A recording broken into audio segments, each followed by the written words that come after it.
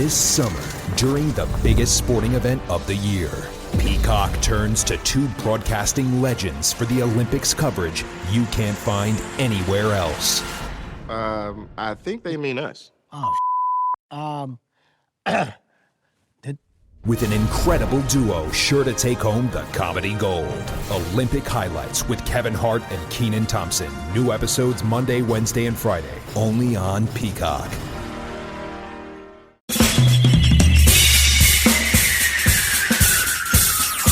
This is The Other Side of Midnight with Frank Morano. They're running a strange program, y'all. Now, here's Frank Morano.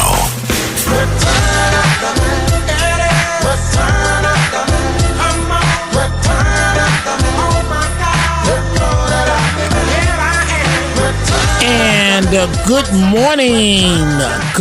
morning, America. Frank Morano has the week off. He is on vacation, a well-deserved vacation. I'm Dominic Carter filling in, and we'll get to Israel in just a moment and the rockets fired by Hezbollah and what all of that means in just a moment. But we're starting with good news, bad news, as it relates to the attempted assassination of former President Trump in Pennsylvania.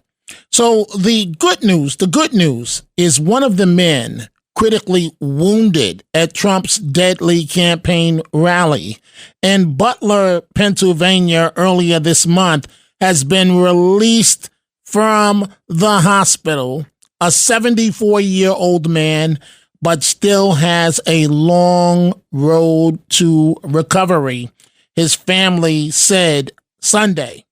So the 74-year-old man faced life-altering injuries as he was struck by the bullets, but it appears that he's going to be okay. He was one of 3 rally goers shot and the last surviving victim to be released from the hospital.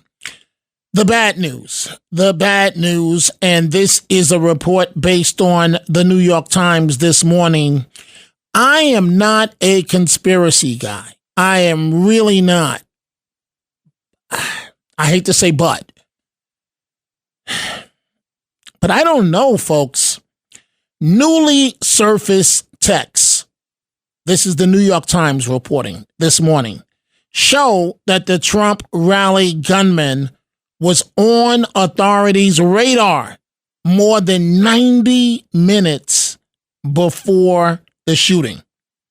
Thomas Matthew Crooks landed on authorities' radar more than 90 minutes before he opened fire at the rally. Now, this is roughly a half hour more than what officials previously claimed, and this is according to newly released text messages. So the text messages are between members of the Beaver County Emergency Service Unit obtained by the New York Times, and it shows a timeline leading up to the shooting, again, that grazed the former president's ear and injured 2 others, killing 1. And apparently, according to these text messages, they reveal that he was aware of law enforcement presence as he prepared his assassination attempt. And one of the officers text, "Someone followed our lead and snuck in and parked by our cars, just so that you know."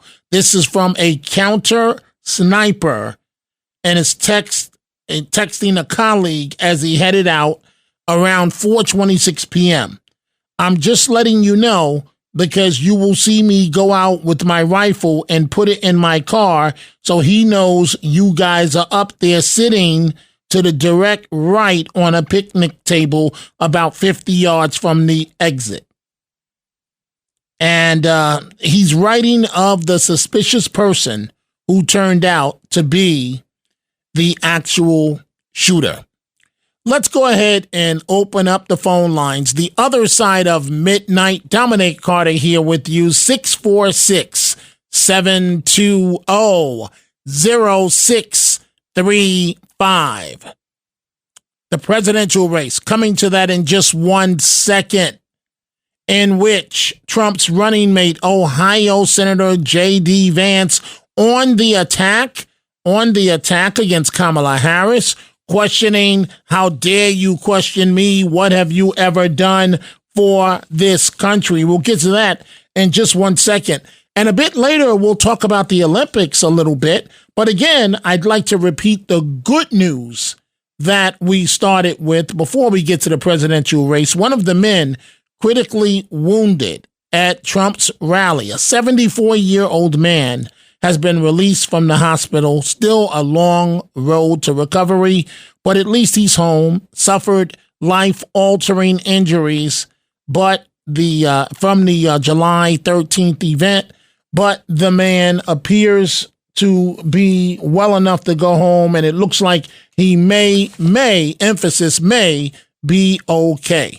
So now, before the presidential race, Israel says that it has proof that the rocket that killed 12 children playing on a soccer field was fired by Hezbollah using an Iranian-made weapon.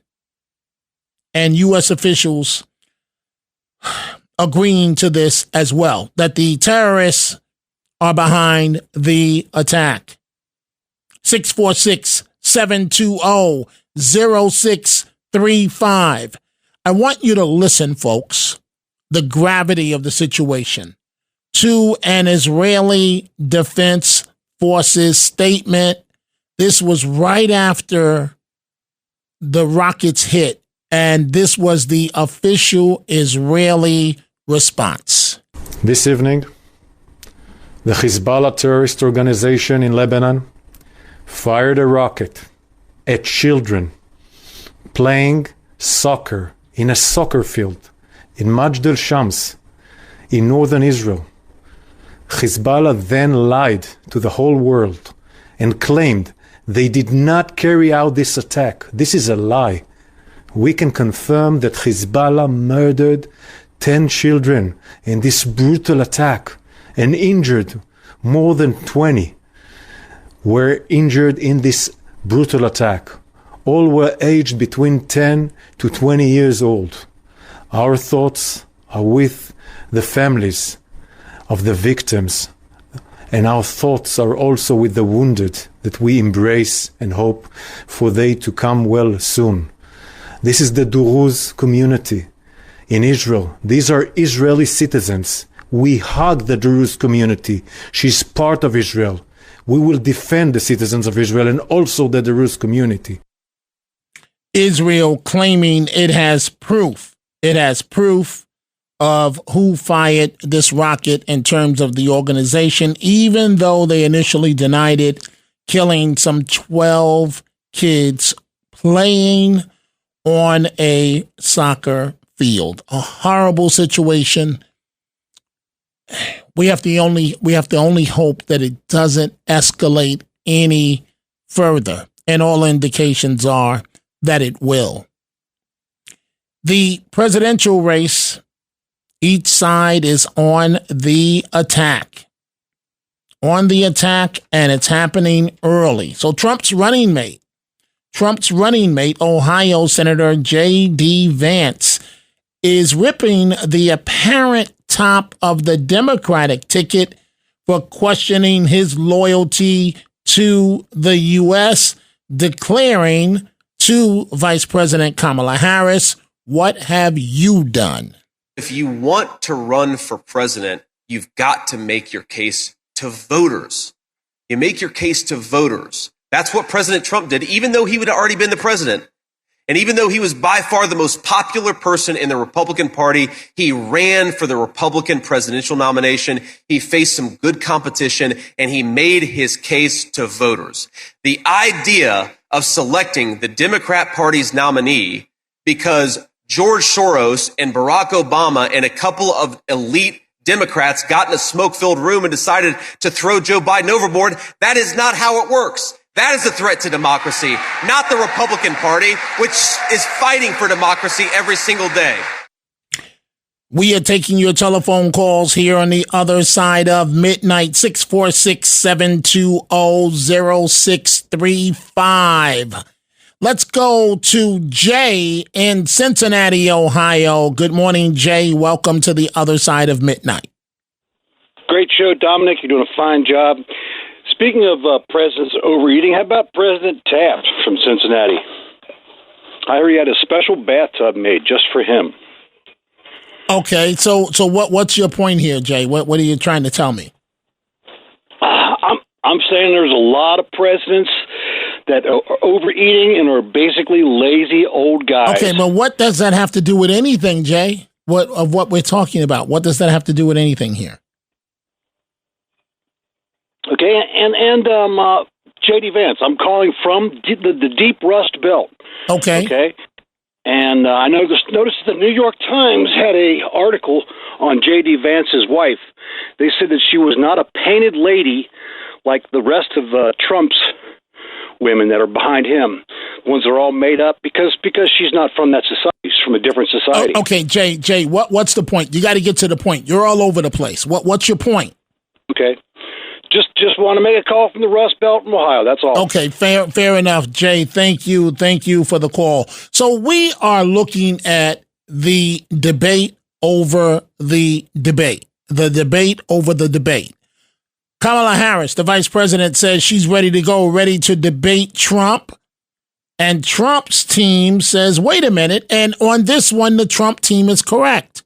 Why would you agree to a debate when we're not exactly sure if you believe Kamala Harris, she's the Democratic nominee?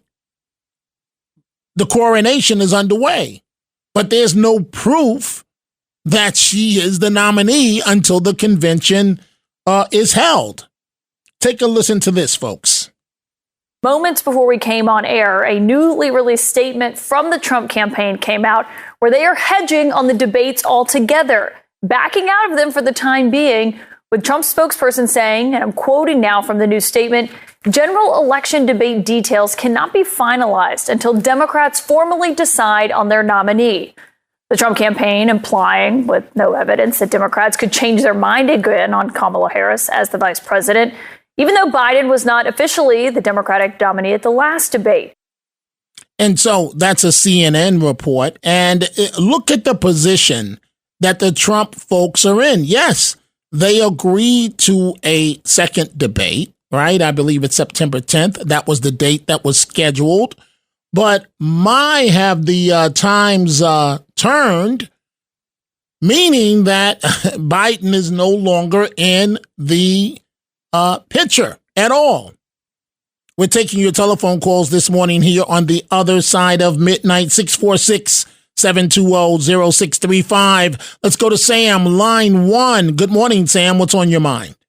Good morning, Dominic. You're very entertaining shows. I enjoy you throughout the day at 3 o'clock as well. I wanted Anthony Weiner just proposed. He says she's not the border czar when it's all over the news media that she was the border czar. They're playing all these clips now. Do they expect us to be actually stupid? Like we didn't believe what they said? I hear you, Sam, and that's one of the issues that we're going to be dealing with this morning in terms of the vice president was the border czar, but now we're being told she wasn't the border czar because she can't take they don't want her to take the hit for it. We're looking at the sanitizing, if you will, of the vice president's record. I do thank you for the call, Sam. Folks, you can reach me, Dominic Carter, in for Frank Morano at 646-720-0635. We are coming right back. The Other Side of Midnight with Frank Morano.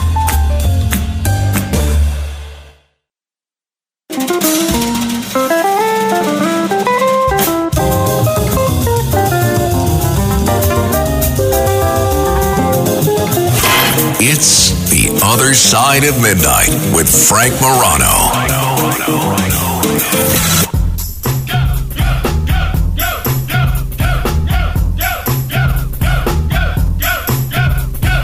1990, Chubb Rock jumps upon the scene with a lean and a pocket full of green. The green doesn't symbolize I made it on the top, but RoboCop last year was a shock. The tone of the Popeye cut shook your butt. Kids are screaming, the media says what? Kind of music is this for you to dance to? The man with the plan and the band demands you. Just in a week. The remarks are vile. They are trying to make her dating history an issue. And listen, if you guys want to do that, if you guys want to make her dating history and her personal history an issue, let's do that, okay? Bring it on. You want to talk about Donald Trump, who was found liable for sexually abusing E. Jean Carroll? You want to talk about Donald Trump, who has 5 children from 3 different mamas? How would Kamala be treated if she was that? And that's Ana Navarro on The View, blasting former President Donald Trump for, in her words, having 5 children from 3 different mamas. The words of Ana Navarro. And this is as the vice president's personal life before she was married is coming into focus or is raising eyebrows in some circles. And so the question becomes, how nasty is this going to get? Will this be one of the issues? And Ana Navarro posting on her social media some photos from a GQ magazine shoot with the former First Lady Melania Trump. And she was trying to make the point, that is Ana Navarro, that the former First Lady of the United States is nude for the most part. Those are her words, not mine, in this photo shoot. Frank Morano, by the way, folks, Frank Morano is off all this week. Myself and Noam Laden will be covering for him. I will be in for the first 2 hours of The Other Side of Midnight, and Noam will be taking the calls for the final 2 hours of the for the night.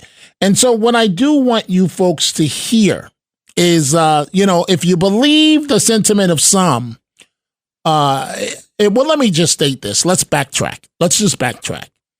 This race is Trump's to lose, and he's not going to lose it. I'm taking your calls. 646-720-0635. 646-720-0635 from around the country. Now, it may be competitive, and the honeymoon is underway for the vice president, and she's building momentum, but it's still a honeymoon. And eventually, she's going to have to answer serious policy questions. And that's when we'll find out how she's going to hold up. In a moment, I'm going right back to your telephone calls, but I want you to listen to this. This is S.E. Cupp on CNN as it relates to the debate over the debate between the Harris campaign and the Trump campaign. S.E., I just want to start with you on this statement that we just got from the Trump campaign. Are you surprised by this? I mean, what do you make of what they're saying tonight? I'm not, but it is striking the way Kamala Harris has scrambled the very finely tuned Chris LaCivita operation that was being run. I mean, it was being run really well. Gone is the confidence. Remember Donald Trump sort of goading Biden into a debate. I'm ready for a debate. Let's do it right now, he said months before the actual debate. Gone is the discipline that Chris LaCivita had managed to hold Donald Trump to, basically through the convention. That's all gone. So what you're seeing now is sort of a desperation, a panic, not really knowing how to handle her new entry into the race. I'm not saying they won't figure it out, but they have not figured it out yet. And that's S.E. Cupp. Folks, this is Trump's race to lose, and he's not going to lose it. Also appearing on that CNN program, New York Times reporter Maggie Haberman. In terms of the debate, I think that he is finding himself a little less than sure-footed as this race has changed, and it seems as if he is buying time. There aren't very many big moments left that we can predict in this race, That's right? true. I mean, there are known unknowns. We have no idea some of the things that will happen in the fall. But a debate between these two nominees, Kamala Harris is not yet the nominee, but she is on track to be, that would be a big moment. And so I think he is just playing for time at this point. Playing for time, but at the end of the day, it's going to be very interesting to see how this all plays out. Let's take your calls from around the country. Let's go to Mark, and I'm taking your calls. Dominic Carter in for Frank Morano, the other side of midnight, 646-720-0635. Mark, Orange County, New York. Good morning, Mark. What's on your mind? Good morning, Dominic. Very enlightening show as usual. I have a question, and I'm going to you've been around a long time. You're a top-line journalist, an investigative journalist, and I think you've known Trump a while. My question is this. He's very polarizing as soon as he became, president. And I'm old enough to remember him being like a popular figure in the media, his books, things like that. He was photographed, with his casinos, and he was with rap stars and Mike Tyson and Herschel Walker and a whole bunch of athletes. And I'm just wondering, in your opinion, because my thoughts are one of the reasons that politicians don't like him is because he has this base. And he doesn't have to kiss babies and do all these other things that these other politicians do. But my question is, when would you say would be the sea change to make him so hated? Like, where would you say was the turning point? Well, one, your assessment is 1,000% correct, that he was beloved in the rap community, entertainers and so on. And by the way, Mark, thank you so much for the call. He was beloved. And it all changed when he came down that escalator, beginning his campaign. That's when it all started to go in terms of other people not liking him. And let me just say this, folks. You are listening to The Other Side of Midnight, and I'm Dominic Carter, filling in for Frank Morano. And so, Mark, to answer your question, when he came down that escalator and made the comment, if you will, about Mexicans entering the country, he told the truth, and certainly it applies now, but it was so politically incorrect that it was just too much. It was just too much for some to take. And so then he went from America's darling in the media world and the business world to hate it. That's the best way that I can summarize this. And once he was elected with some of his tweets and so on, and frankly, I've said this before, let me be very clear. I could care less what the man tweets. What I care about is when I go to the grocery store, can I afford to buy a steak? When I go to purchase gas, do I have to cut off my my left arm? So I was, and I'm kind of serious, even though I'm joking. I was in St. Louis a few weeks back. We're airing in St. Louis right now. So I'm driving 3 hours back to the airport in St. Louis, Missouri, and had to stop and get gas at like 3:00 in the morning before heading to the airport for a 6 a.m. flight. And the gas in the rented car was like $65, somewhere along there, some crazy amount. And so while Trump may not be liked, one has to honestly, by some, that Mark asked the question, by some, while he may not be liked, one has to ask the question and be serious about it. Take personal likability out of the equation. Was your life better 4 years ago compared to what it is now. And it really is that simple. That really is that simple, folks. Let's go to Phil on line 4. Good morning, Phil. What's on your mind? Good evening, Dominic. Thanks for taking my call. Well, I guess I must have been reading your mind or vice versa, because I'm 74 years old, and with all this mudslinging and everything, Trump, I mean, you got to answer the question, has the last 4 years been better than Trump's 4 years? And I say emphatically, no. I'm seeing things in this country that scares me, things that I've never thought I'd see before. Like that congresswoman, when the Israel prime minister came here, that congresswoman that held up the paddle that said genocide or whatever. What the heck is going on in this country, Dominic? Thank you for taking my call, and God bless you. And God bless you, Phil. You're asking questions that I think all of us are asking. These things are happening in Congress. That's not the appropriate place, the House chamber, joint session of Congress, to be holding up these types of signs.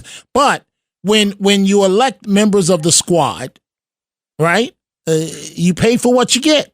That's the best way I can summarize this. They feel, members of the squad, that they're playing to their constituents, and they feel that they're representing their constituents. I would counter that they are doing just the opposite, Phil. But I think that many of us feel that is exactly the way exactly the way that you do. I want to thank you for that telephone call, Phil, because you're raising a good point, and it makes folks wonder what exactly is happening in the country. What is happening? And if you're just tuning in, this is The Other Side of Midnight. I'm Dominic Carter, in for Frank Morano. Frank is off. He's off this week, a well-deserved vacation. And so what's happening, I'm doing the show for the first 2 hours, and then my colleague Noam Laden will come in for the final 2 hours of The Other Side of Midnight. And we are taking your telephone calls. 646-720-0635. 646-720-0635. Let's go to Tony on line 5. Good morning, Tony. What's on your mind? Hello, Dominic Carter. What a treat tonight. Good to talk with you. Thank you, Tony. Go right ahead, please. So, in response to how you opened tonight with the text messages from law enforcement say that there was a 90-minute lead time, before that they had all that information. And you said, gee, you kind of have to wonder what was going on. And I think you might have used the conspiracy word. Maybe you didn't. But my thought, and I wanted to share them with you, is I don't like using the conspiracy word either. I like more the truth word. I want the truth. And so when you put everything that's happening together, how this investigation is going, and you put that aside for a minute, the other thing I'm looking at is how our administration, this Biden-Harris administration, has responded. I have to tell you that it's been very negligent in handling this and elevating it. Now, for instance, and I'll give you two occasions and then I'll let you comment. The first time when President Biden came before us to give us the news that he wasn't running, he had a couple of things that he wanted to bring to our attention. And I know he's got a lot on his mind for what's left of it, but he mentioned nothing about this presidential attempted assassination investigation. He mentioned nothing. And the second piece of it is, in terms of Vice President Harris, I know that's not a good relationship, but I haven't heard her address it at all either. It's not on her concern list. And she's someone who's running, now supposedly for President of the United States. And so my feeling, and I'll end on this, Dominic, is that it has been treated very poorly, and it has been brushed under the carpet, and it really has been a disgrace how this administration has handled it. Thanks, Dominic. So wait a second here, Tony. So the president's speech, when he announced officially that he was turning to a new generation, you wanted him to mention it there?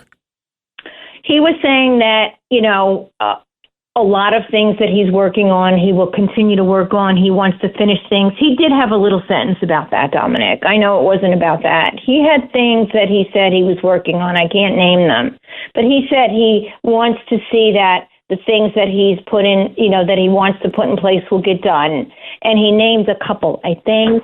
So, and he said things won't go by the wayside. There was kind of this thing he said. And this investigation was very important, and I think he should have mentioned it, yeah. Okay, but Tony, if you're the president and I'm your chief of staff, this is what I honestly would have advised you to do. I would say, Madam President, you have already addressed this twice, once in a national address. That speech was about Biden's legacy. See, we have to remember, Tony, that it reaches a certain point when you're playing for history. Biden's at the point where he's playing for history now. So if you were the president, Tony, I would have said, Madam President, you've already mentioned it. We need to focus on your legacy going forward. Does that sound reasonable, or you still feel the way that you do?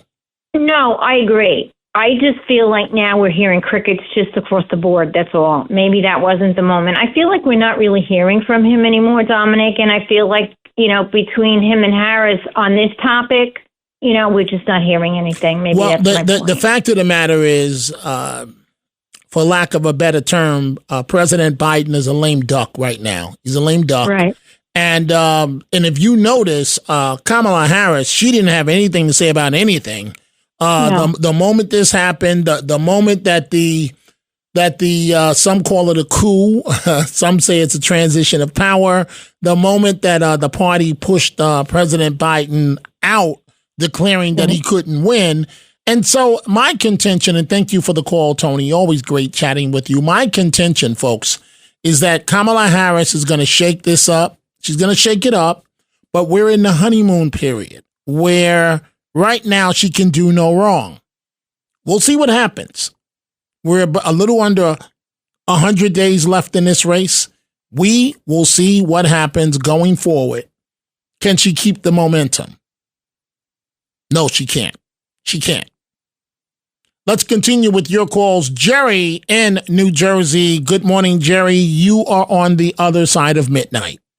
Good morning, Dominic. I do not believe that the squad is an accurate term for those women. I think the most accurate term, and I hope people pick up on this, they should be called the Manson Girls 2.0.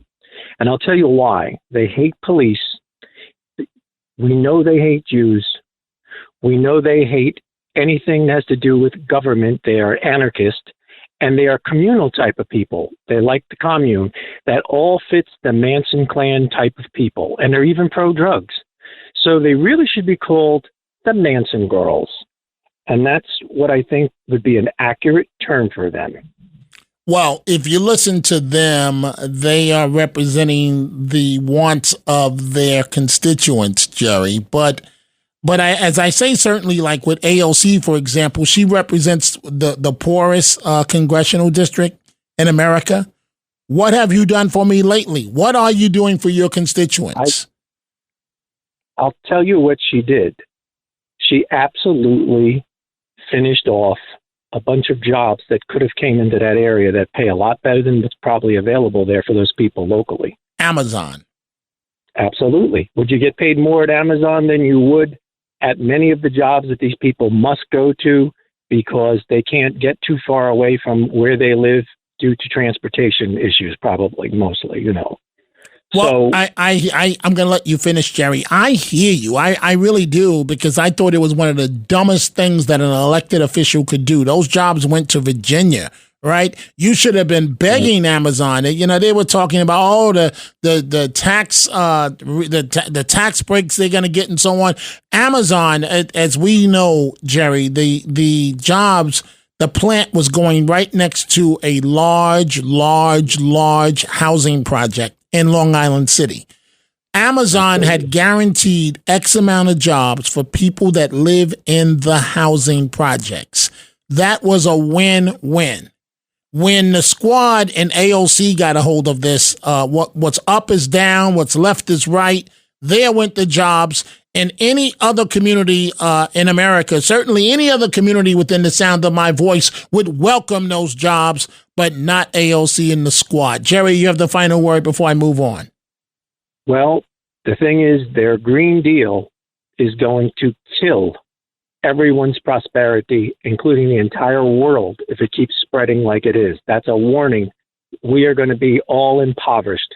Energy is the key to keeping inflation down. Period. Jerry, thank you for the call. This is the other side of midnight. Dominic Carter in for Frank Morano. Frank has the week off. I'm with you for the first 2 hours, and then Noam Laden will take over for me, and he will take you through the final 2 hours of the program. We are taking your telephone calls from around the country, 646-720-0635. Of course, we're airing in Chicago, WGN, big city, big station.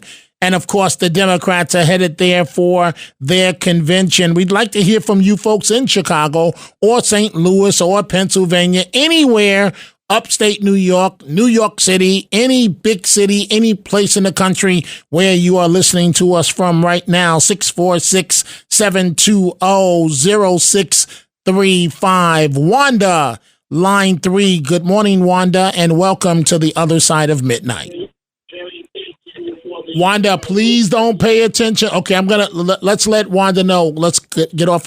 Folks, please do not pay attention to the radio while you're waiting to go on the air, because there is a delay. And what will happen is what just actually happened, where I'm tossing to Wanda, but she's listening to the radio, so she's listening to a delay, and she's not getting it. So let's go to Ray on line 2. Good morning, Ray, on the other side of midnight. Good morning, Dominic. Excuse me. I'd like to make a couple points. I listen to talk radio overnight because I work overnight, and I get a lot of enjoyment out of it. I know the whole J.D. Vance thing, Curtis went on for 2 days with this. I think it's very overblown. I don't think it's going to matter in the long run if Trump loses some cat lady votes. But and you're referring to my colleague in New York, Curtis Lewa of the Guardian Angels. Yes. But go ahead, Ray. Yeah, he went on and on for 2 days about that, and I couldn't take it. I had to turn it off because I don't think it's going to matter too much. Of course, it's not. Of course, it's not going to matter. Okay, listen. Yeah. Is Vance off to a slow start? Absolutely, and it's magnified by the fact that Kamala Harris is a woman, right? So there's the conventional wisdom right now that Trump should have went with a woman on number 2 on his ticket. But at the end of the day, he's got to go with whoever he feels, just like the Democrats, whoever they feel most comfortable with, who they feel will help them the most. And you can say whatever you want. You can say whatever you want about Senator J.D. Vance. And in states like Ohio, Wisconsin, Michigan, he will play well in those battleground states. Go ahead, Ray. Yes. I also think if Trump debates Kamala, he's gonna knock her out like he knocked Biden out. Because when the public sees that she can't debate on the issues, I don't think she can get down to the issues, and what she stands for, But there's a lot of Democrats. Just one guy at work, I asked him, I said, hey, now that your candidate's not in, we got plenty of room over here. And he goes, oh, I'm a ladies' man. He's going to vote for Kamala already. These people, they don't know what's going on in the country. They don't know the issues, a lot of people. They're just going to vote Democrat or they're going to vote Republican. You're correct. People should be informed about what's going on. You're correct. You're correct, Ray. And that's one of the biggest problems that we have. People go and thank you, Ray. People go into the booth and they say, I'm a Democrat, and they vote Democrat. I'm a Republican, and they vote Republican. Vote what your best interests are. All politics are local, all of them, even for president. How does this candidate best represent my views? How does this candidate best represent my community? How does this candidate best represent my city and state? How does this candidate best represent my position on taxes, on crime, on migrants? What is the reality that this candidate can deliver on half of what they're saying? Or is it all hot air? These are all things that you have to consider. So Elizabeth Warren goes on TV Sunday morning and says that there needs to be a path to citizenship for 11 million illegal migrants, and states that Kamala Harris will find a way to get that done if she's elected. For me, folks, that's a big problem. As a matter of fact, that's a deal breaker for me as a voter. It may play to some on the left that are not paying the bills with their own personal taxes, but it is a deal breaker as far as I'm concerned. And frankly, I think as far as a good deal of America is concerned. We are going to take a break here on the other side of midnight. We are taking your telephone calls, 646-720-0635. Dominic Carter in right now for Frank Morano. More of your calls in just a moment. The Other Side of Midnight.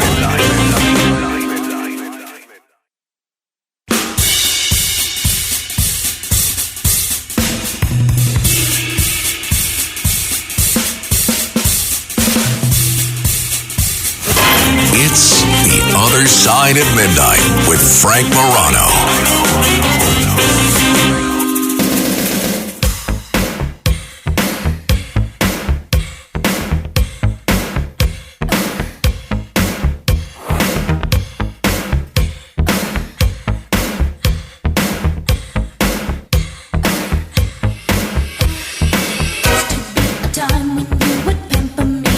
And we are back. Dominic Carter in for Frank Morano. Frank is on vacation this week, and this song illustrates what your politics should be about.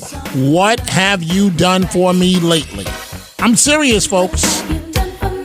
Period. Bottom line. You can reach me this morning live, 646-720-0635. Or if you prefer to send me a comment online, you can do that at Dominic TV on Twitter, on X. But understand, I may read your comment live, so just be aware of that. So, the presidential race, and we're going back to your telephone calls in a second. Coming up, I'm going to give you a take or two on the Olympics. Is anybody watching the Olympics? Are you watching the Olympics? But with the presidential campaign, it's interesting to see how each side is countercharge against each other. So Florida Governor Ron DeSantis, and for right now, he's right, says the media and Democrats are whitewashing Kamala Harris' past to help her in the presidential race. The Biden-Harris policies put the Democratic Party in a very precarious situation this election. And then the debate where they tried to do the basement for 3.5 years, and it was clear after that debate that was not going to happen. So the media really worked hard to push Biden out. And now what you see is all the arteries of the left, the corporate media, Hollywood, academia, they're using all the king's horses and all the king's men to try to put the Democratic Party back together again. And they have to whitewash Harris's background to be able to make her palpable to the American people. But I think we've all seen her. I mean, she's incredibly vapid, even more incredibly liberal, and she doesn't have any accomplishments. In fact, she owns all the policies of the Biden-Harris administration. She owns the border. She owns the inflation. She was there cheerleading that every day for the last 3.5 years. So I don't think it's going to work, but make no mistake about it. You are in for 100 days of massive gaslighting from the corporate press. They're already taking down. There was a website where she was the most liberal senator, GovTrack. They took that down. They're whitewashing things from her past. That's going to continue, and they're going to try to pull the wool over the eyes of the American people. Florida Governor Ron DeSantis, one-time Trump nemesis during the primary campaign. Now they are aligned again together. Let's go to Eugene in the Philippines this morning. Good morning, Eugene. You are on the other side of midnight. Well, I'm in your future. It's my afternoon. Ha ha. Oh, okay. Anyhow, Well, good afternoon to you. Yeah.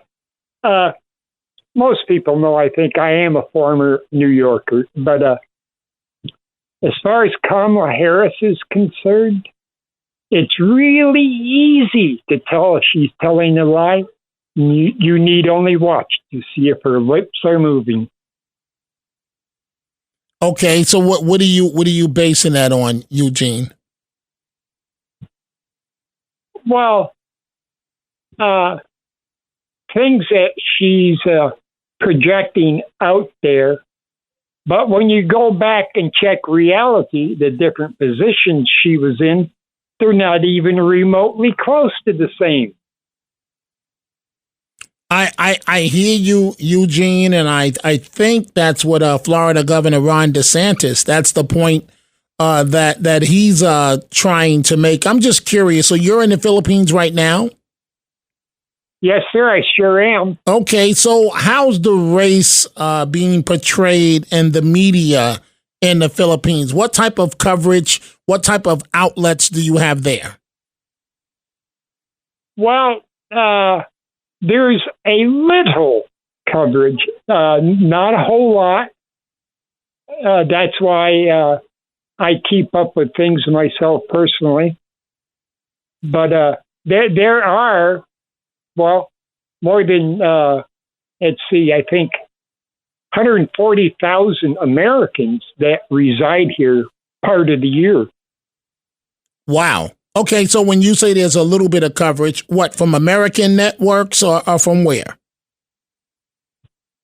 From a couple local Philippine newspapers. Fair enough, Eugene. But you're following the race carefully. Oh yeah, I sure do. Like I said, I have WABC on my cell phone, which is what I'm on right now, and I listen on the computer. Fair enough, Eugene. Thank you for the call this morning. So, folks, if you're listening to us right now from Chicago on WGN, we'd like to hear from you, or from St. Louis or any of the other major cities or different states, or Minnesota, where you may be listening to the program right now. We'd appreciate the call. I'd like to hear from you. 646-720-0635. Dominic Carter in for Frank Morano. The number to reach me live right now, 646-720-0635. Let's go to Mike on line 7. Good morning, Mike. You are on the other side of midnight. Yes. I wanted to point out that Revelation 6:6 says that a quart of wheat will take a day's pay to buy in the last days. And that's why the United States is being brought down. And that's what equity is all about. Equity is not that everybody will be brought up to where the rich people are. It's rather going to be where everybody's going to be brought down. See, equity means that if your neighbor does not have a pair of shoes, then it is against the law for you to have a pair of shoes. Okay. All right. Okay. Mike, thank you for that call. Let's go to Bob on line 5. Good morning, Bob. What's on your mind? Hey, Dom. Well, I would say to Trump, don't play the Democrats' game. Don't let them set the time and place to set the venue. That gives them control. More importantly, Trump has been, and he's openly disclosed his positions, and he restated them during the RNC. So before negotiating an agreement with Harris, force her hand to put her positions out publicly and at the DNC before agreeing to any debate. Make her define her positions, provide disclosure in the same way as President Trump did. Why should he allow her and the Dems to dictate the playing field? hold the high ground of control, and keep them on the defensive. You engage when you want, not when they want. And I would not be surprised to see AI-generated fake videos in October of Trump and Vance that provide sound bites for the Dems. The videos, Bob, I got to step in. I got to take a break. The videos are already out there, folks, the AI-generated videos. We're going to take a break. We're coming back with more of your calls. This is The Other Side of Midnight.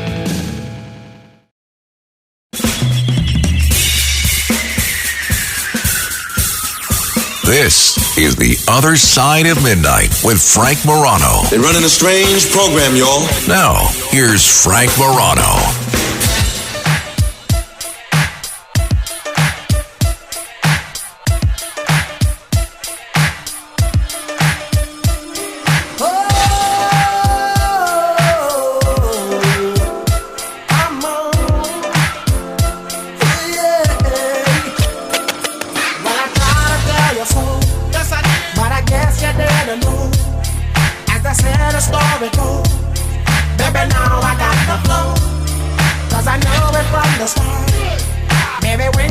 Dominic Carter in for Frank Morano, and I want to keep the music in the background. This song was given to me as a theme song about 10, 15 years ago.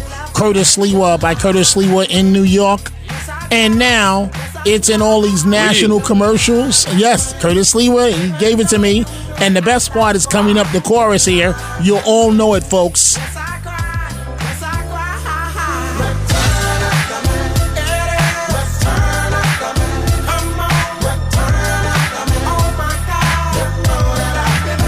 And so I was watching television, and one of the commercials, I don't know if it's for Downy or something like that, but the woman is sitting there, and she has a towel that she just washed, and Downy's on it.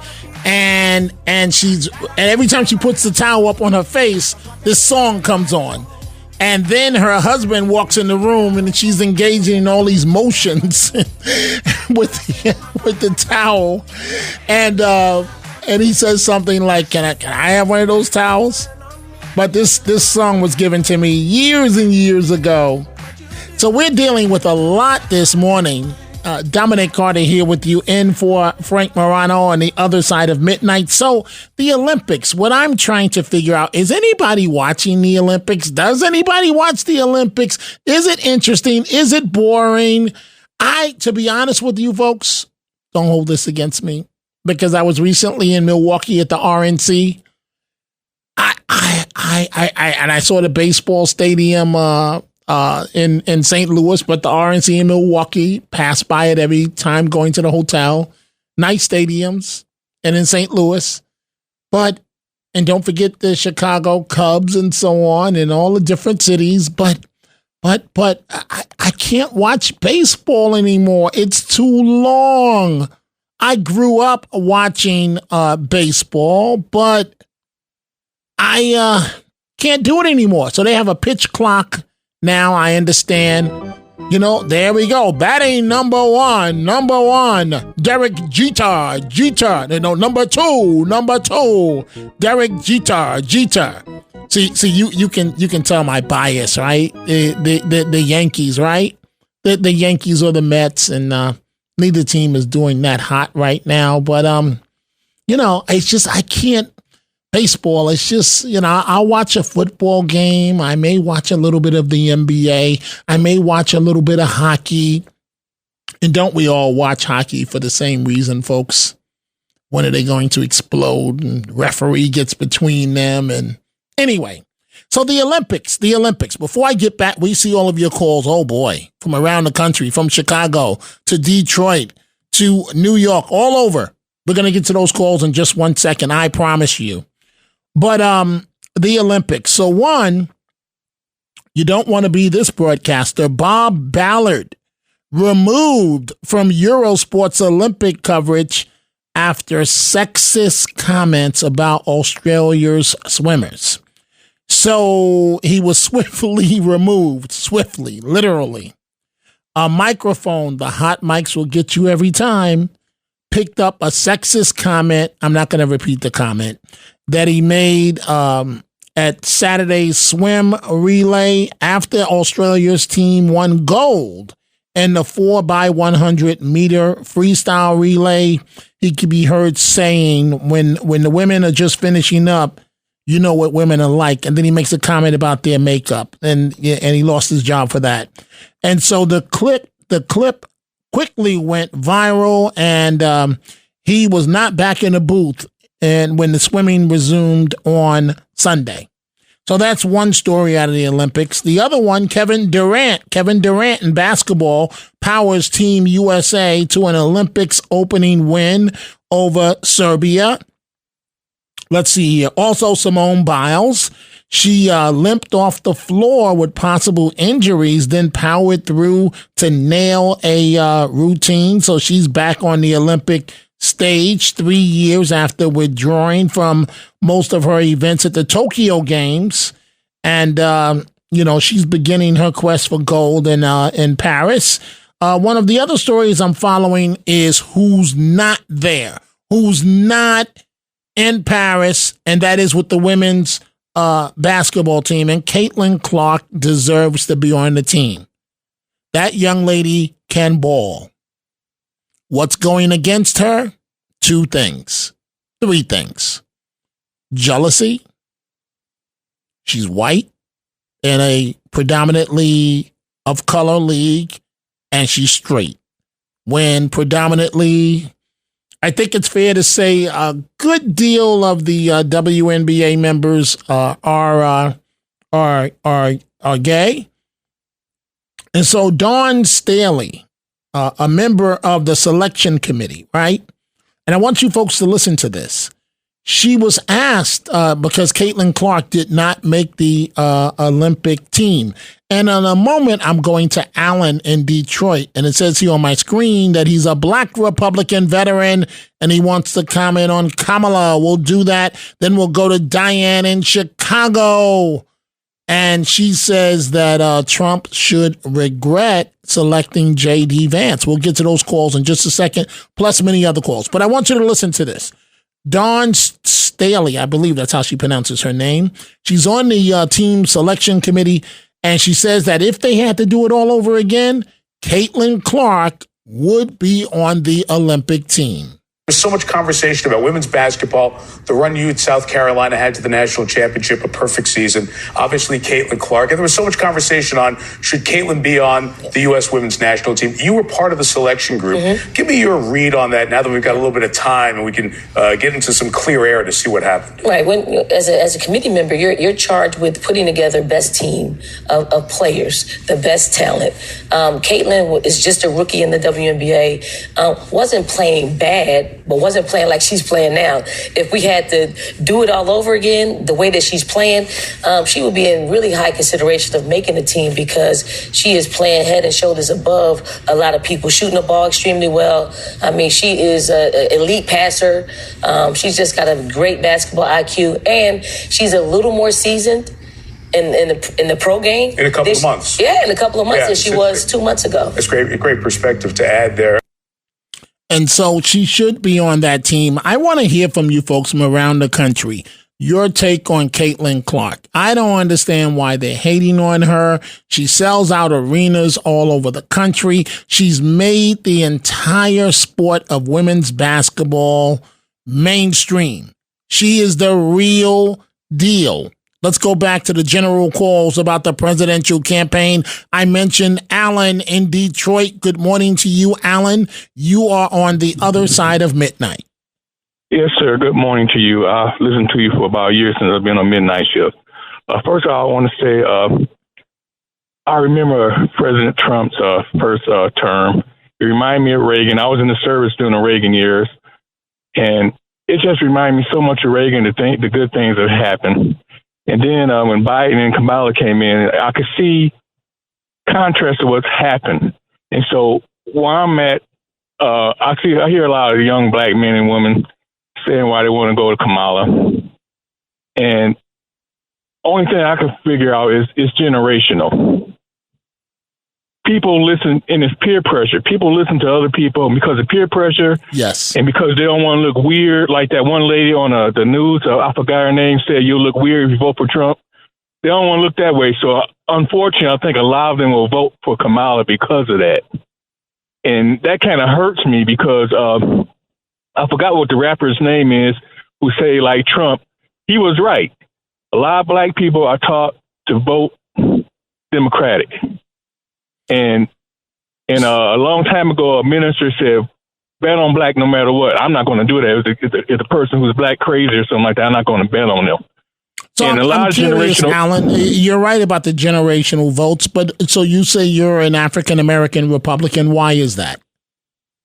Because, I don't know, the Republic venue, it reflects a lot of my old-fashioned, values. I'm not saying every Republican is a Christian or they do that, but it reflects a lot of my values. I see the Democrats allow a lot of things that don't reflect my values happen. And I've seen what's happened to like what? Like what? Oh, just morality, things I can't really get into because I'll get in trouble saying it. Okay. No, and the fact go ahead. That the borders is bad now is not kept, and that's why I voted for Trump, and I'm going to vote for him again the third time. But a lot of times when I hear a lot of young black men and women, it's because of peer pressure and it's generational. And frankly, a lot of them just don't care. They just want to do it because of the lies the last 10 years that people have told about Trump. And even though black football players that came and said they're friends of Trump, a lot of black people don't want to hear that. And if you grew up in a black neighborhood, you'll see why. You'll see why. You're absolutely correct. So, Alan, how are you listening to us this morning? Oh, I listen to you on my radio in my squad car.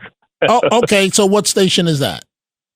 That's one on hold on a second. It's one I gotta turn it on right there. Okay. 910. It's 910 to AM 910 Detroit. Okay, fantastic. Yes, I understand certain things you can't say. You're in your squad car. But Alan, you know, I'm an African-American Republican as well, and I feel exactly what you're saying. Thank you for the call, Alan. A wonderful, wonderful call. Let's go from Detroit to Chicago and Diane. Good morning, Diane. You are listening to The Other Side of Midnight. Frank Morano has the week off. I'm Dominic Carter filling in. Yes, Dominic, thank you. I agree with Alan that it is a generational thing. I talk to a lot of people here in Chicago, and people are working people, young ladies that are black, and they're for Trump because it's common sense. But here, your producer was wrong. I did not say he should reconsider J.D. Vance. I was saying that Chuck Schumer was on Face the Nation, and Chuck Schumer said that he thinks Trump is listening right now, and he is regretting J.D. Vance. Well, that tells you that the Democrats don't want J.D. Vance. So when they're starting to say that they'd like him to drop, then that means that all the more he should stick with him. But on the other hand, he put his foot in his mouth, sort of, J.D. Vance did, with that odd comment about cat ladies. I mean, I'm single. I've never had children, okay, and I live alone. I don't need to get a cat then, I guess, and then I'll be okay. So wait a minute. So Diane, so you're the perfect person for me to talk to right now. Is the comment offensive to you? I didn't hear it. I saw that he said it. He said they got it out of context. It was sort of just a flippant comment, and he's allowed to have a comment like that. I'm not offended. I mean, it doesn't bother me him saying that, but it triggers the other side so much. Kamala. By the way, my view on Kamala is Trump is precarious, but the thing is he has to be calm, cool, and collected and not be too much of the hollering or the calling her lunatic and things like that. He has to kind of tone that down. But on the other hand, he has said marijuana brings people joy. I'm very against marijuana. And she said that in 2019. And she is frivolous in some ways. And she is called by Chuck Schumer and them like Energizer Bunny. But you know what? She is full of hot air and she's energetic in her being charming and all of that. And but she is not enduring and hardworking. I think Richard Nixon liked hard work. Trump is a hard worker. she doesn't, I don't think, would be a good leader for the job, and that it entails actual work. I don't think she loves work. I hear you. I hear you, Diane. How are you listening to us this morning? WGN. Wonderful, wonderful. Thank you for that, Diane. And you have a wonderful morning. And don't be a stranger. Please don't be a stranger. We want to hear from folks from New York to California to Detroit to Chicago, all over the country. Connecticut, New Jersey, Seattle, Washington, wherever you're listening to us from. And this is The Other Side of Midnight. I'm Dominic Carter, in for Frank Morano. The Other Side of Midnight with Frank Morano.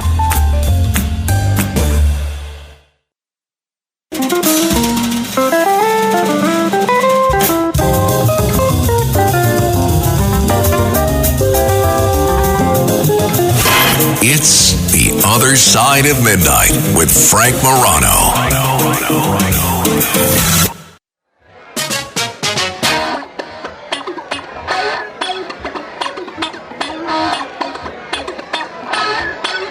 Things that make you go,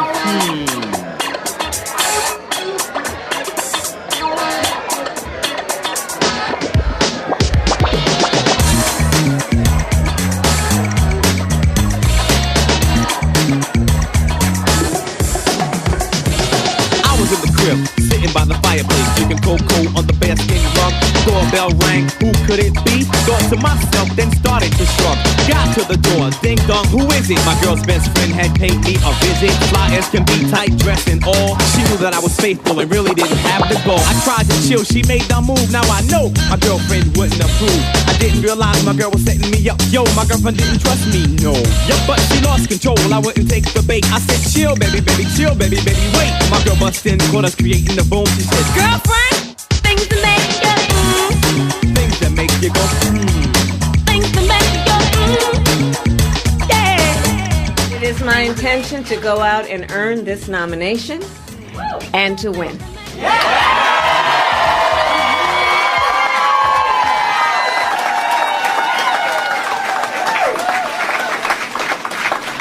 So in the days and weeks ahead, I, together with you, will do everything in my power to unite our Democratic Party, to unite our nation, and to win this election. Vice President Kamala Harris, and you are listening to The Other Side of Midnight. Dominic Carter in for Frank Morano, who's on a well-deserved vacation this week with his family. You just heard from the Vice President, her opponent, and that's if she is indeed the Democratic nominee, her opponent, former President Donald Trump. And honestly, she's a radical left lunatic. And she is, when you find out about her, all I have to say is defund the police. That was her big thing. Let's defund the police. Harris presidency means 4 more years of extremism, weakness, failure, chaos, and probably World War III. I really believe it. They have no, that's why this happened today in Israel. Shocking that it happened out of nowhere. A Trump victory will bring back leadership, competence, common sense, and strength to the Oval Office. And we are taking your telephone calls from around the country as it relates to the campaign or anything else that may be on your mind. Dominic Carter here with you. The number to reach me live, 646. I'm in for Frank Morano, 720-0635, 646-720-0635. Let's go to Phil, line 7. Good morning, Phil. You are on The Other Side of Midnight. Hey, hi, Dominic. How you been? I'm well, and I hope you and your wife and your family are well. Thank you. 2 quick things. Fox News, I got them 3 or 4 times talking about an enormous increase in the number of COVID cases throughout 21 states here in the United States. And that makes me wonder and worry, because hopefully we won't have a lockdown and the polls are going to close, or we'll be standing 16 feet apart this time. That might affect the ability of people to go out and vote. The second thing is, are you serious? These people, the Democrats, the Democratic National Committee, they want to have their rally, their big grand ball over at Chicago. Isn't that the African American murder capital of the United States? Yeah, if it was up to me, I would not have my convention there. And it's not funny. 100 people were shot. I think 20 killed just recently. Yeah, I've been to, and I think it was the Democratic convention the last couple of years, maybe it was 10, 15 years ago in Chicago. And I remember, the big Ferris wheel, and they, for the convention, they clean everything up. So you don't really see anything, just like Milwaukee. In fairness, Milwaukee was spotless in terms of what we saw.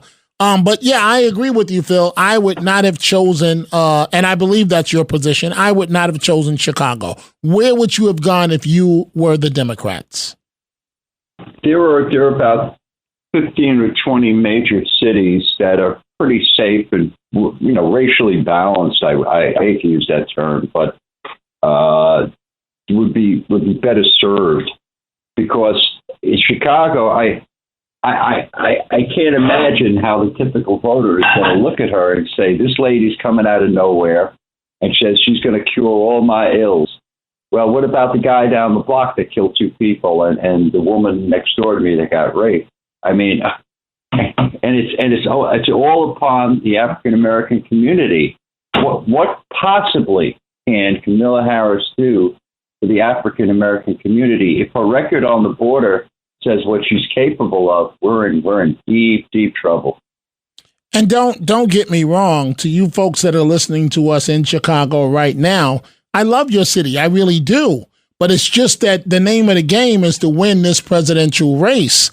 And I just think that coming to Chicago highlights the issue of crime for Democrats, and that's not exactly the issue that you want front and center. And I'm not worried, Phil, about the, and thank you for the call, Phil. I'm not worried about the safety of the delegates.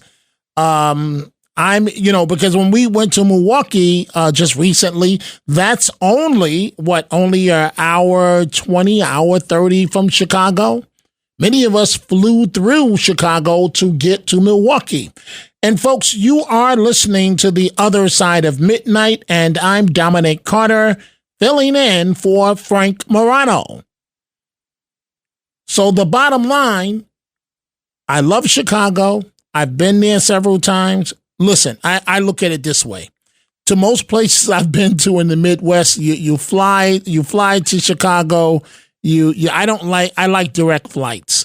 Ugh, I hate flights where I have to take off, land, and then do it again. I like a direct. I look at flying, folks. I look at it like riding the New York City subway system, in which if you're a New Yorker, you get on the D train, you get on the A train, and 40 minutes later, you're at your location. That's the way I looked at traveling to Milwaukee, even though United Airlines, and I think United is based out of Chicago, United had me 5 hours late getting to Milwaukee. But at least I made it out on time coming back on JetBlue, and they were direct flights each way. Let's go to Ellen, line 5, Queens, New York. Ellen, what's on your mind? Hi, how are you? I'm well, Ellen. I hope you're well. I've been listening in for a while now. I hear a little bit from every caller. I kind of take little mental notes. And I know there was a caller that called about an hour ago, said something about Kamala being smart. Well, I would say she may be smart as far as career in college, but how wise is she in making decisions and carrying herself? Also, there was something said about when Donald Trump came down the elevator and he made a comment. I think if I recall, he used the word hombre, which is Spanish for man, like we use in other words from other languages in our vernacular, like fiesta and things like that. And he's a New Yorker, so he's going to talk like the New York vernacular. And it's just sort of part of the vocabulary. But it's amazing how politics today worries about these things. Like, also, does it matter? I mean, who you sleep with, how many kids you have, are they stepkids, and with who? Do you like cats? Does that have anything to do with the issues, the platform, and the policies? Well, no, it doesn't. And so I'd like, to see less identity politics, and sex should not be a reason to choose a president. Identity politics and sex. So I would say stop. They should stop and focus on that tit for tat, political punching that they do. Stop doing that and just focus on the issues, and don't worry about looks or voice or personal sex life, et cetera, et cetera.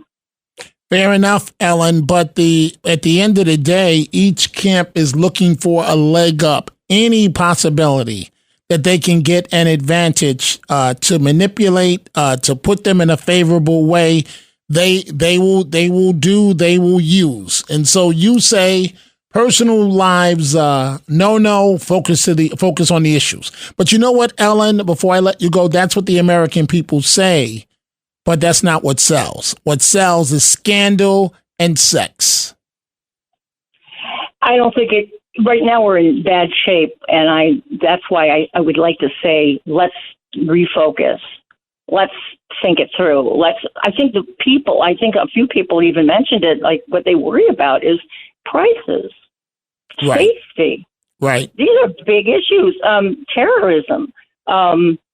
Taxes. These are all issues. And energy, particularly. I mean, from what I recall, Biden administration day one stopped the energy production, or at least most of it, or plenty of it. Now we've been purchasing oil from adversaries, one of which is Iran.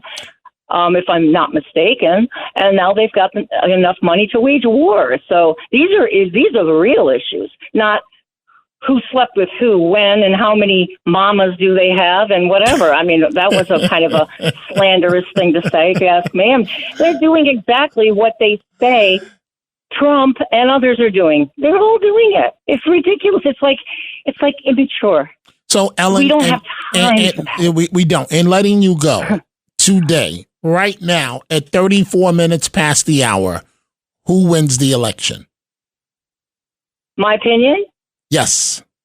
I want to see Trump, because I think at the end of the day, if enough people talk like what I'm saying, and if they feel how we are all feeling right now, especially what's going on in our schools, I need not say more about that.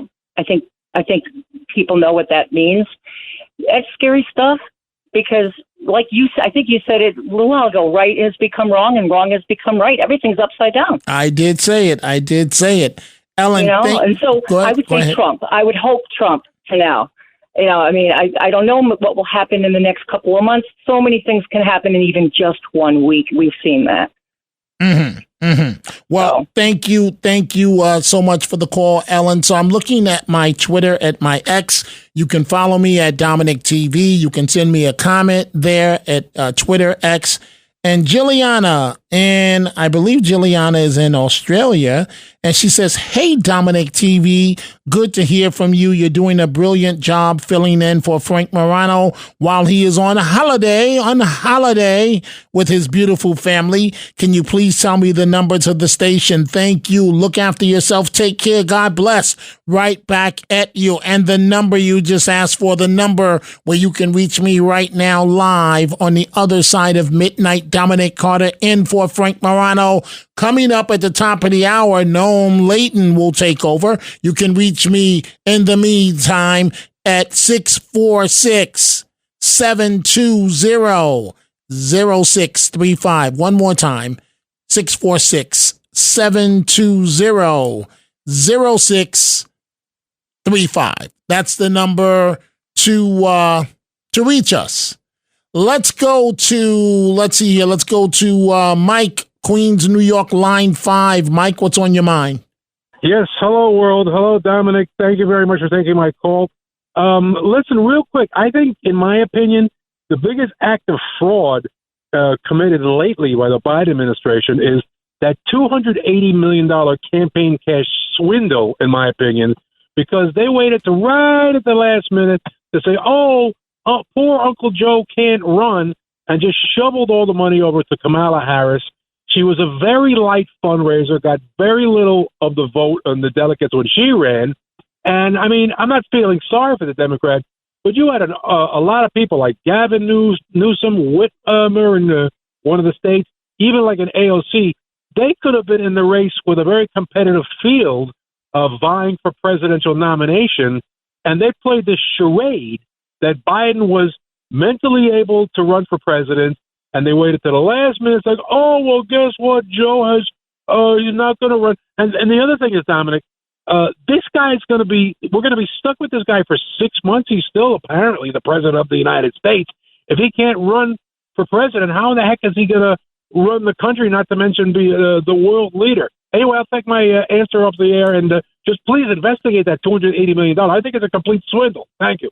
I hear you. I hear you, Mike. A number of people have voiced the same concern that you have. And should the vice president lose the election, that's going to be a big question for Democrats, that you went around the will of the people.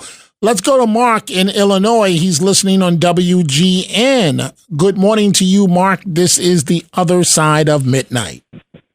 Yeah, I just want to raise a question.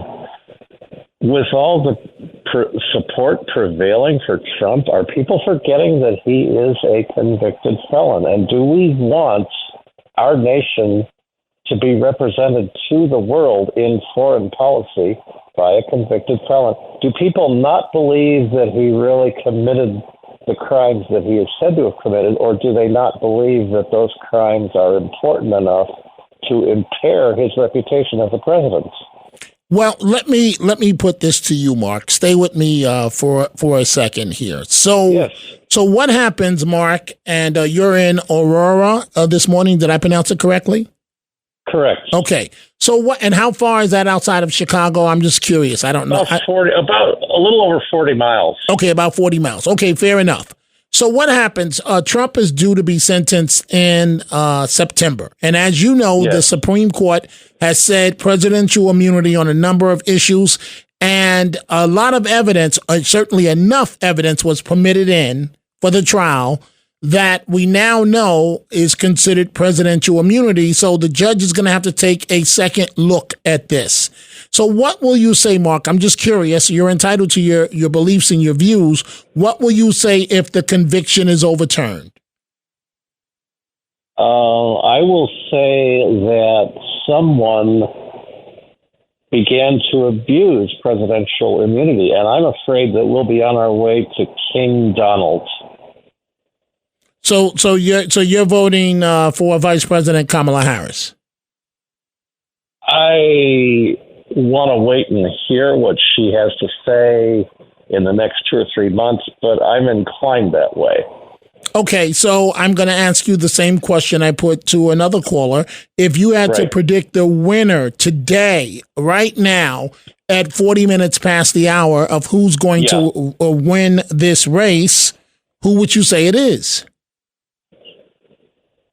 Put it this way, we reelected Clinton knowing that he was a liar, so we will probably reelect Trump.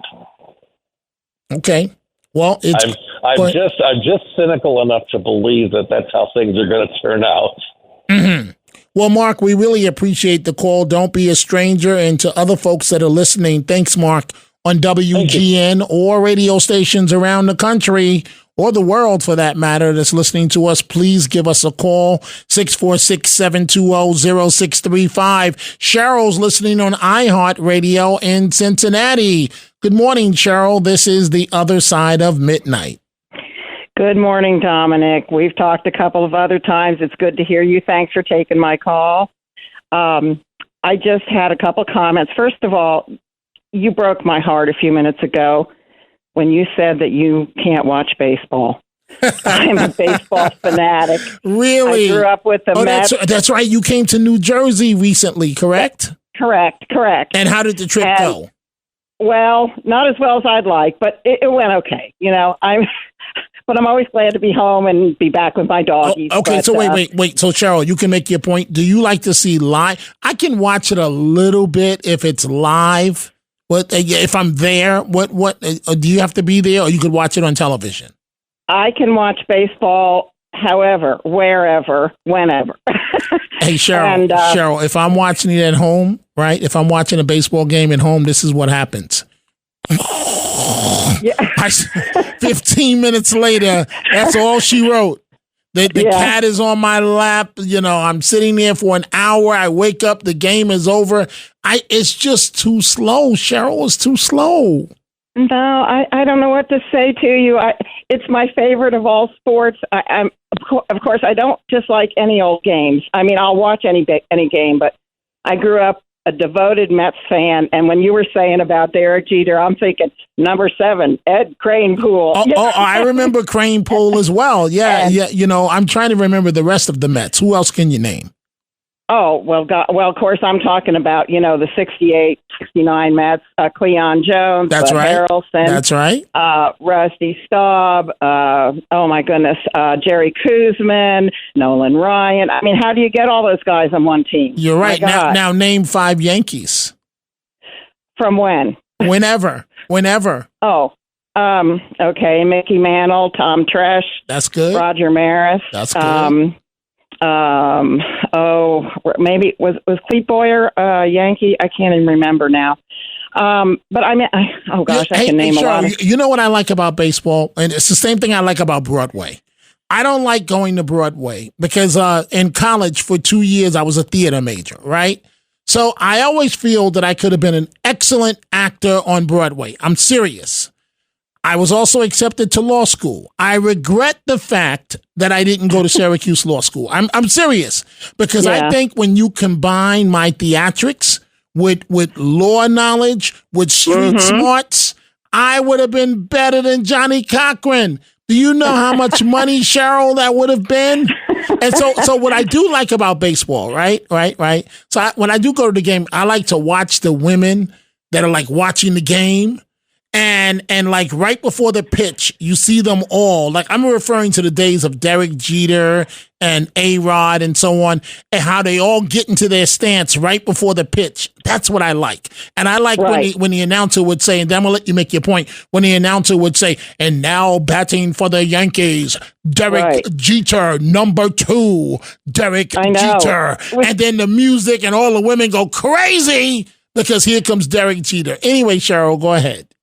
Yeah, well, anyway, I just, I thought I died and went to heaven when they when the Reds traded for Tom Seaver, when they acquired Tom Seaver, because, of course, I love Tom Seaver, and he came to the Reds in 1977, the week before I got married. And at the time, my husband and I had season seats in the front row down at Riverfront Stadium here in Cincinnati. Wow. And that's where the bullpen, we used to have the bullpen there right on the field. And so Tom Seaver would talk to me every so often. And I mean, I thought I died and went to heaven. So what would he say? What would he say? Oh, he would just, ask how I was and was I enjoying the game. And sometimes when he was warming up, he'd ask me, what time is it? He'd want to know how much more time he had. Did you ever see him? In a bad mood? No. But you saw him on the front side right before he went into the game. Right. Yeah. Okay. Yeah. All right. Enough baseball, Cheryl. Go ahead. Exactly. But as far as the Olympics, I do not like the Olympics at all. I kind of gave up on them a long time ago. They're just too political for me. There's so many things they do that to me don't have anything to do with the athletes and the sports. The opening ceremonies to me are a good example. But I just think they're too political. I really admire the athletes, their abilities, their talents. I mean, but I feel like they're very manipulated. And I think they use the Olympics for too many things. I don't like it at all. They got in trouble in Paris for something in drag that they did in the open ceremonies. Yes. Why would you do that at the Olympics? That's what I'm saying. What is the point? And it's not just that. They do a lot of things. Like, what does Snoop Dogg now have to do with the Olympics? Snoop Dogg is there. Snoop Dogg is there to bring in the audience, and I mean, that's what I'm saying. But we may not like it, Cheryl. But believe me, they're getting their money's worth in terms of Snoop Dogg. You, Dominic, you just said it. I was just going to say it's all about money. It's always about the money, Cheryl. I know. Everything is about the money. Everything. That's right. It's always about the money, and that's why I just don't watch it. I don't support it. But I have to give a shout out. We had one of our local guys from here that was on the swim team. That I think they won the bronze, the gold, the bronze. Okay. Mm-hmm. Well, fantastic. A local kid here. So. Fantastic. Cheryl, thank you for the call, calling in this morning from Cincinnati. Always a pleasure chatting with you. Thank you. So the number to reach us is at 646-720-0635. Again, the other side of midnight, 646-720-0635. We're going to take a break. When we come back, we see all of your calls. I'm going to try to get to as many as possible. But to the ones that I don't get to, don't worry, because my colleague, Noam Laden, bless him, he's been here from the start of the show, getting ready for you folks, and he's going to be coming up in about 12 minutes right here on the other side of midnight. The Other Side of Midnight.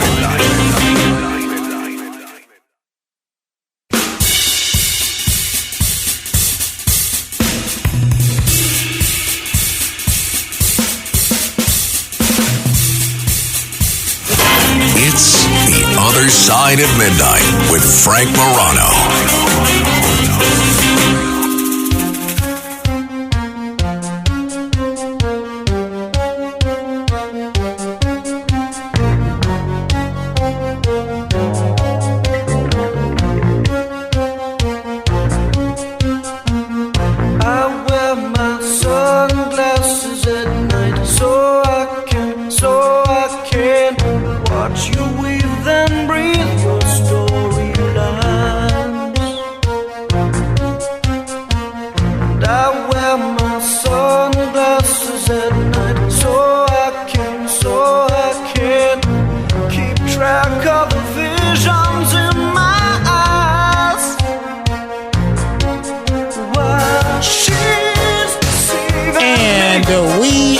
Back. Dominic Carter here with you and for Frank Morano, the other side of midnight. Frank has the week off. We are taking your telephone calls up until the top of the hour. My colleague Noam Laden is taking over at the top of the hour. And folks, if you're in the New York region or certainly online, I have a show from 3 to 4 p.m. Eastern Standard Time. You can find it. You can join me. But right now, let's go back to the telephone calls. John, line 3. Good morning, John. You're on the other side of midnight. Good morning, Dominic. How are you? Good. I'm well, and I hope you and your family are well. Okay. I just want to say that I plan to vote for Kamala Harris because I think that Donald Trump is I can say a lot of things. I think he's a racist, and we already had 4 years of his Sidewalk Act. Okay, so wait, John. So why do you say Trump is a racist? Because of his past. Number one, Central Park 5, they got a full-page ad in the New York Times and said that they should all be executed. Number two, he and his father would not rent their properties. His father cut a deal where he admitted no wrongdoing. But go ahead. He and his father. No, it was dad. It was dad, and they admitted no wrongdoing in the agreement. But go ahead. Number three, when he had his casinos in Atlantic City, he made all kinds of comments about he didn't want anyone black touching any of his money. And it just goes on. Wait, John. Maybe it's me. This is the first I'm hearing in those comments. Dominic, listen to me.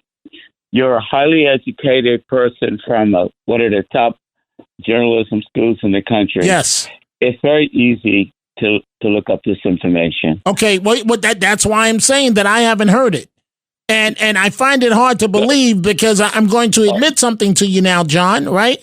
I've been to a couple of Mr. Trump's casinos when he owned them as his guest. And if that's the case, it's some very nice penthouses.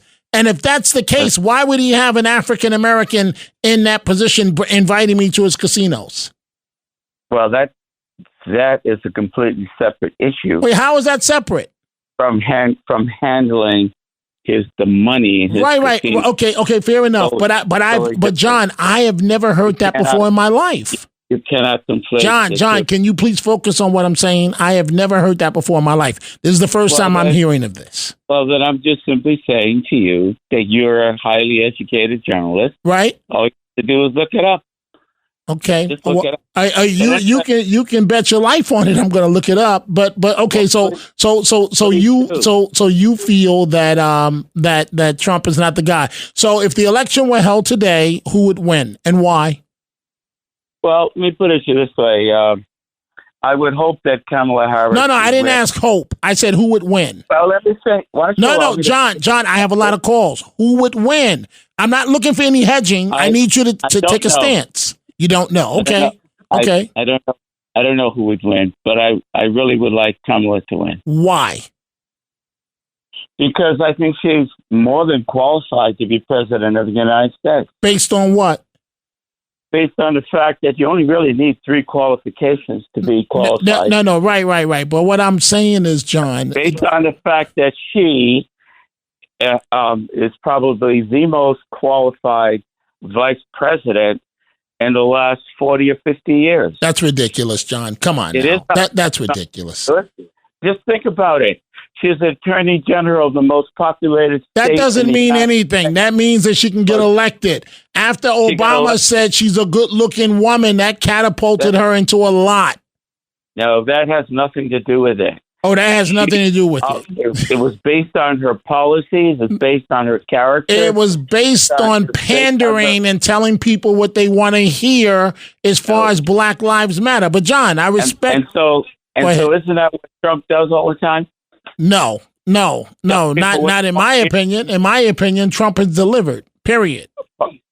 Trump, all he does is have big rallies, and he calls the opposition one name after the other. Okay, but John, do me one small favor. John, please listen. Do me one small favor.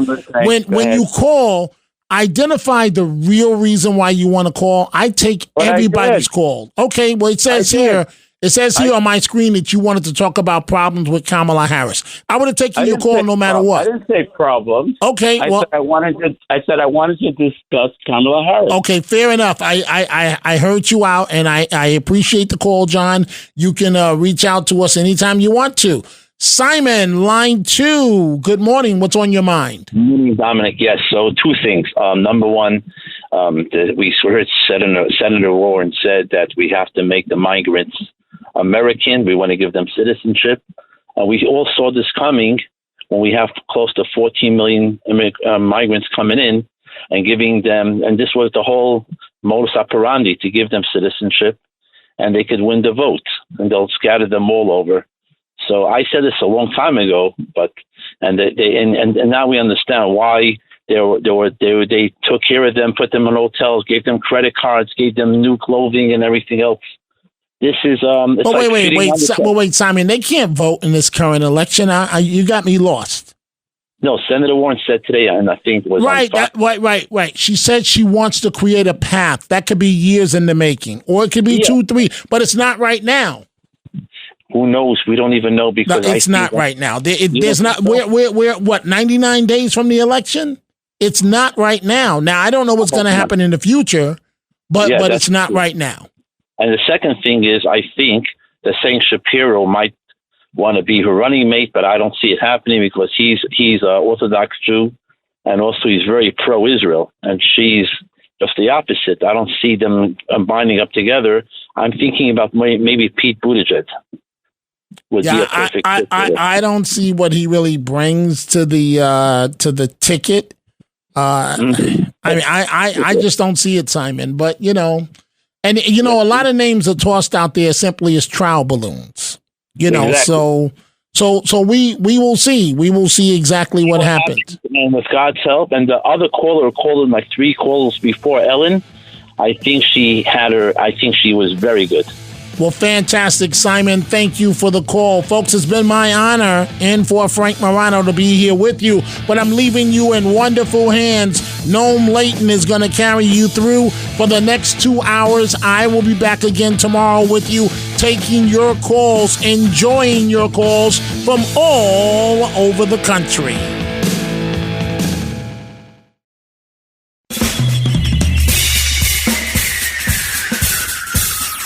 This is The Other Side of Midnight with Frank Morano. They're running a strange program, y'all. Now, here's Frank Morano.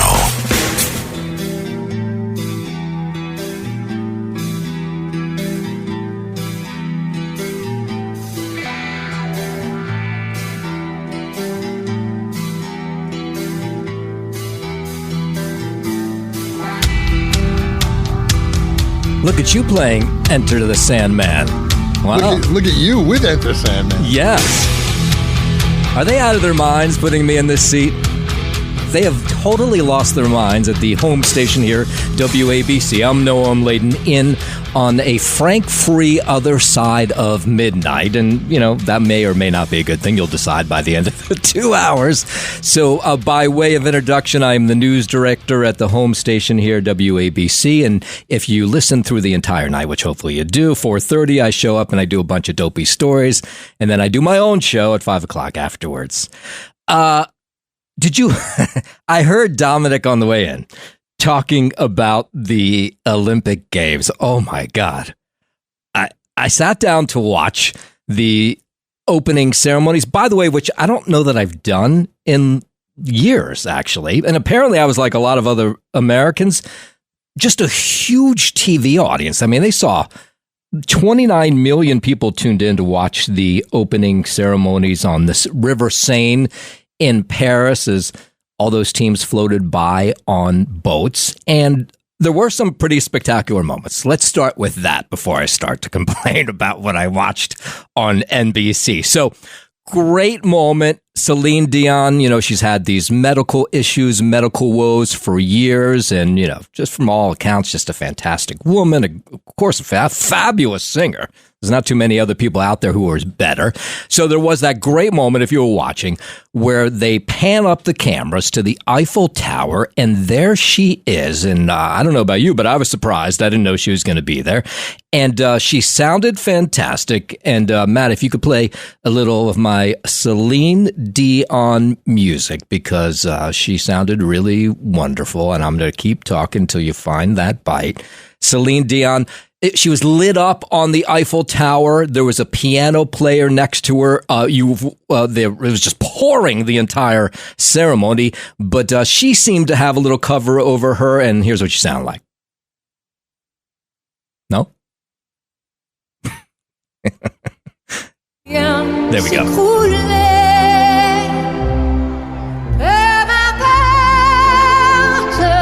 I mean, come on. How great is this?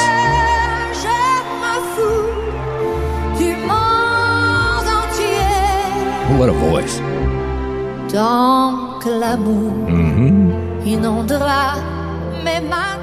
Honestly, I could have listened to her all night. That would have been great. And then you had Lady Gaga. Am I just going to throw you off, Matt, by just going one bite after another? Okay. Lady Gaga. I thought she was great too. And I know there's a bunch of haters of all these people. I don't care. I thought Lady Gaga showed up during the early part of the opening ceremonies, and she sounded like this.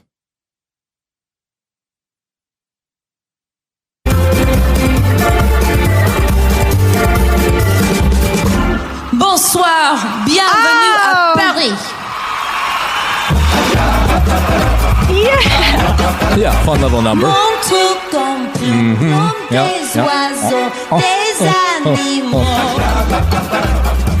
Gaga at the opening ceremony. Yeah. Oh, by this, we're going to talk about those play-by-play guys in a second. Like we didn't know it was Lady Gaga. Give me a break.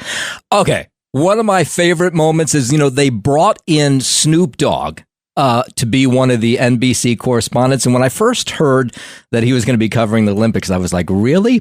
But then you realize 100% why they brought in Snoop Dogg.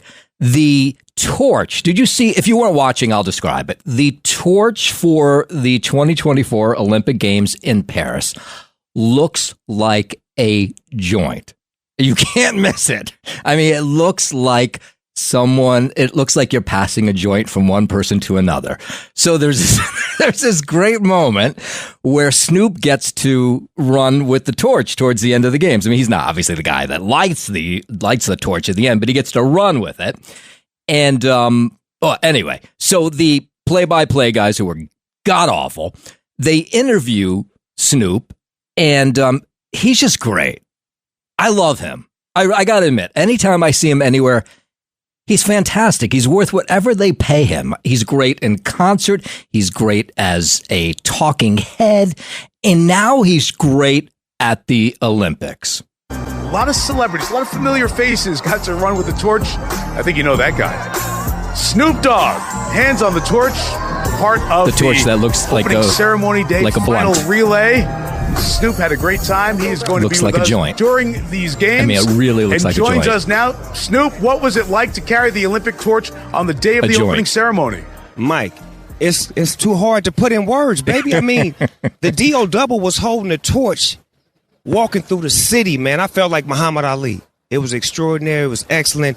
And I found out that when you hold the torch, you a peace messenger. So I really felt good about that. Yeah. Tell me about the people. Were you looking at the folks who, as you were going by, were just waving, taking pictures, and sharing the moment with you? Mike, I was waving, shaking hands, kissing the babies, doing what I do. You understand me? Putting my foot in the pavement, letting the people know that we're here. We're here for peace, love, and unity, and great sportsmanship. That's what we're here for, baby. Yeah. So there was Snoop, who was great. Everything after that was kind of downhill. And I'm not talking about the wins, the gold medals that we won, but those opening ceremonies, from that metal horse that was galloping through the River Seine. Maybe it's just me. Let's start here. Whenever they do these opening game ceremonies, it's some sort of big production that has a theme that runs through it. And doesn't matter whether it's Japan, China, Canada, whatever country it is, I am lost, completely lost. There's some theme that the play-by-play guys will tell us about, and they'll tell us how great it is. And then we're supposed to follow along like we understand. Maybe I'm an idiot. I'd be the first one to agree with you. I didn't know what was going on either. You didn't either, right? No. Right. And I'm watching this thing, and they're in the river. Lady Gaga's doing, first of all, I knew it was her. Right. You just tell it's Lady Gaga. Right. Because they had her covered, and they made like a big reveal out of these feathers. And I'm like, oh, it's Lady Gaga before they even did the reveal. And I'm like, is she doing a Broadway number? It was I think they did something from Les Mis. That's right. Then they went into something else. Then they're in the Louvre. Right. They're like all over the place. Right. And I'm like, what's going on? I think, you know what? I'm not even sure, but I think what it was supposed to be is if you were taking a tour of the Louvre and you saw these paintings, it was those paintings coming to life. By the way, I'm not even sure. Right, because correct. then didn't they show like it looked like the Mona Lisa escaped, like there was glass, yes, right? Like she escaped out of her little covering or whatever display case, and I was like, okay, so is she gonna start talking and dancing? Like, give me I wanted to see like a Mona Lisa hologram or something cool. Yeah, like something like that. That they showed. Oh, look. There's glass. There's broken glass. The Mona Lisa has escaped. That's and then right. she's going to be performing next to Lady Gaga. Something to that effect would have been cool. And I watched it. I still don't know what that meant, that the Mona Lisa escaped. Neither do I. And then did they explain it at some point? I don't know. I don't think so. All I can tell you about is I sat on the couch next to my wife watching these opening games, and when they showed that broken glass where the Mona Lisa is supposed to be, my wife said to me, What's supposed to be behind the broken glass? And I was like, duh, the Mona Lisa. Right. How could you not know that? Yeah, it's the most famous That's like the most painting. famous broken glass there is. The most famous case anyway, the Mona Lisa. She's like, I don't know. And I think there was millions of people watching that also didn't know. By the way, I should give the phone number if you want to weigh on these Olympic Games as well. 646, this is what they tell me the number is here, 646-720-0635. That's 646-720-0635 if you want to weigh in on these games. So, all right, so now we have the Mona Lisa, the broken glass. We've got the galloping horse. I totally forgot about, I want to go into the detail of the galloping horse. So the boats come through with all the teams on them and they wave. And I thought, all right, at least something interesting. We're not watching them walk on a track inside a stadium, which is what they normally do. This time they went down on boats and it was pouring. That added a little bit to it. Yeah, it was pouring, but you couldn't really tell on TV that it was pouring. At least I couldn't on my TV. I was like, is it raining? And at certain times, certain things you saw, you could see it raining. Yeah. But other times, you couldn't really tell it was raining. Right. Well, unless they did a close-up shot. And that's kind of like watching an NFL football game. Sometimes it's pouring, but you can't tell unless they do the close-up on the players. Same sort of thing here. So they have, after all the boats with each international team of Olympians went through, they had this moment where I guess more of the show continued of this theme that I totally didn't understand, which I think had something to do with the Louvre and some paintings escape and the Mona Lisa. Don't know, not 100% sure. All of a sudden, this metal horse gallops through the Seine, and it's on like a miniature raft, I guess. I mean, it was kind of cool. And there was somebody on board, but I couldn't tell if it was a real person, it was a robot. Anyway, this is how the play-by-plays guys, they were watching it just as I was, trying to probably figure out exactly what was going on. They had a few more notes than I did in terms of what the theme was. And here's Mike Tirico. It was, by the way, it was the play-by-play guys were Mike Tirico, Kelly Clarkson, and Peyton Manning. Who came up with those three? I do not know. I got to be honest. I'd rather have the Today Show hosts do it. I don't love them either, but at least they seem to have a little more grip of what was going on. These three were god awful. Peyton Manning. I mean, I love the guy, but like all of a sudden it was like, hey, Peyton, want to do the play-by-play for the Olympics? Right. All right, never did it before, but what the hell? I mean, that's what it seemed like. At least Kelly Clarkson, she got emotional with Celine Dion, which I do understand because I'm sure she knows Celine Dion. Right. She sang her song. That's how she got big on American Idol. So I get that Kelly Clarkson was emotional. But she also, I felt like weird when they were talking over like what you were watching, and you would think like, oh, aren't you supposed to just be silent and observe? Right. And then they start talking over it. And I'm like, shouldn't they just shut up and let people watch? That's what a good play-by-play person does, is you follow the action and you know when to pull back and not give your commentary because it speaks for itself. But Mike Tirico obviously has done play-by-play. He obviously, if you don't know, he's an ESPN guy who has been for years. Peyton Manning, no. He had never covered Olympic Games before. Kelly Clarkson, no. I mean, I have nothing against them. They just shouldn't be doing Olympic coverage. So this metal horse, I should probably get back to this, gallops through the Seine. And, anyway, here's what it sounded like. The spirit of the Olympics can bring the world a few weeks of joy and excitement. Thrilled to be joined by a couple of people who've given all of us a lot of joy and excitement over their great careers. Two-time Super Bowl champ, Pro Football Hall of Famer Peyton Manning, and three-time Grammy Award winner, host and producer of her own TV show every day, Kelly Clarkson. Great to be with both of you. Yeah, it's awesome to be here. I'm excited. So much fun. First time experiencing the opening ceremony for both of you, but you've both been speaking with athletes in the run-up to the games. What did they tell you about this evening? Mike, when I described the opening ceremony to the athletes that I talked to, most of them got emotional with me on the phone. They told me how important it was for them to be a part of this ceremony because they knew it would be so different than the others in the past.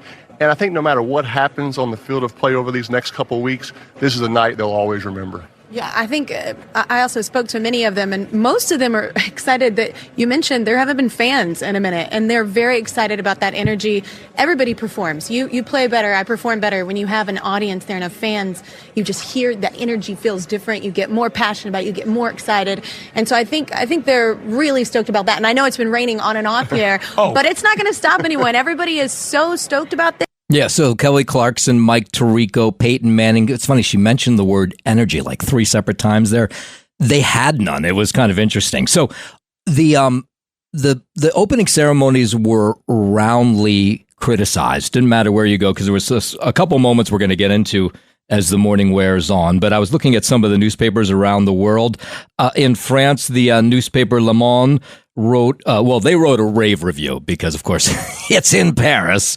They said that that Thomas Jolly, the director, succeeded in his challenge of presenting an immersive show in a capital transformed into a gigantic stage. That was the only positive review that I saw. Here in the U.S., let's see, the New York Times, their headline was, "Opening Ceremony Misses the Boat." I mean, you can't get any easier and dopier than that. Sounds like one that a New York Post headline more than a New York Times one. That was the television review guy. He went on to say that the River Parade turned the ceremony into something bigger, more various, and more intermittently entertaining, but it also turned it into more something ordinary, just another bloated, made-for-TV spectacle. The Washington Post, more glowing, noting that the organizers' bold thinking brought a shine back to the event that has seen its popularity wane in recent years. China's news agency, they liked the Can Girls. That was with Lady Gaga, but they thought the rest of it was pretty awful. Oh, South Korea. The South Koreans, they said that the opening game ceremonies were impressive, by using the whole city as a backdrop, but they say the entire event was overshadowed by the fact that the country's team was misintroduced as North Korea. So when South Korea came down on its boat, they introduced them as North Korea, their mortal enemy. That was a pretty great moment, yeah. All right. I guess I have to take a break here. Is that I'm being told? Right? I can do that. All right. 20 minutes after the hour, you're listening to The Other Side of Midnight. It's Noam Laden filling in on a Frank-free Other Side of Midnight. The Other Side of Midnight with Frank Morano.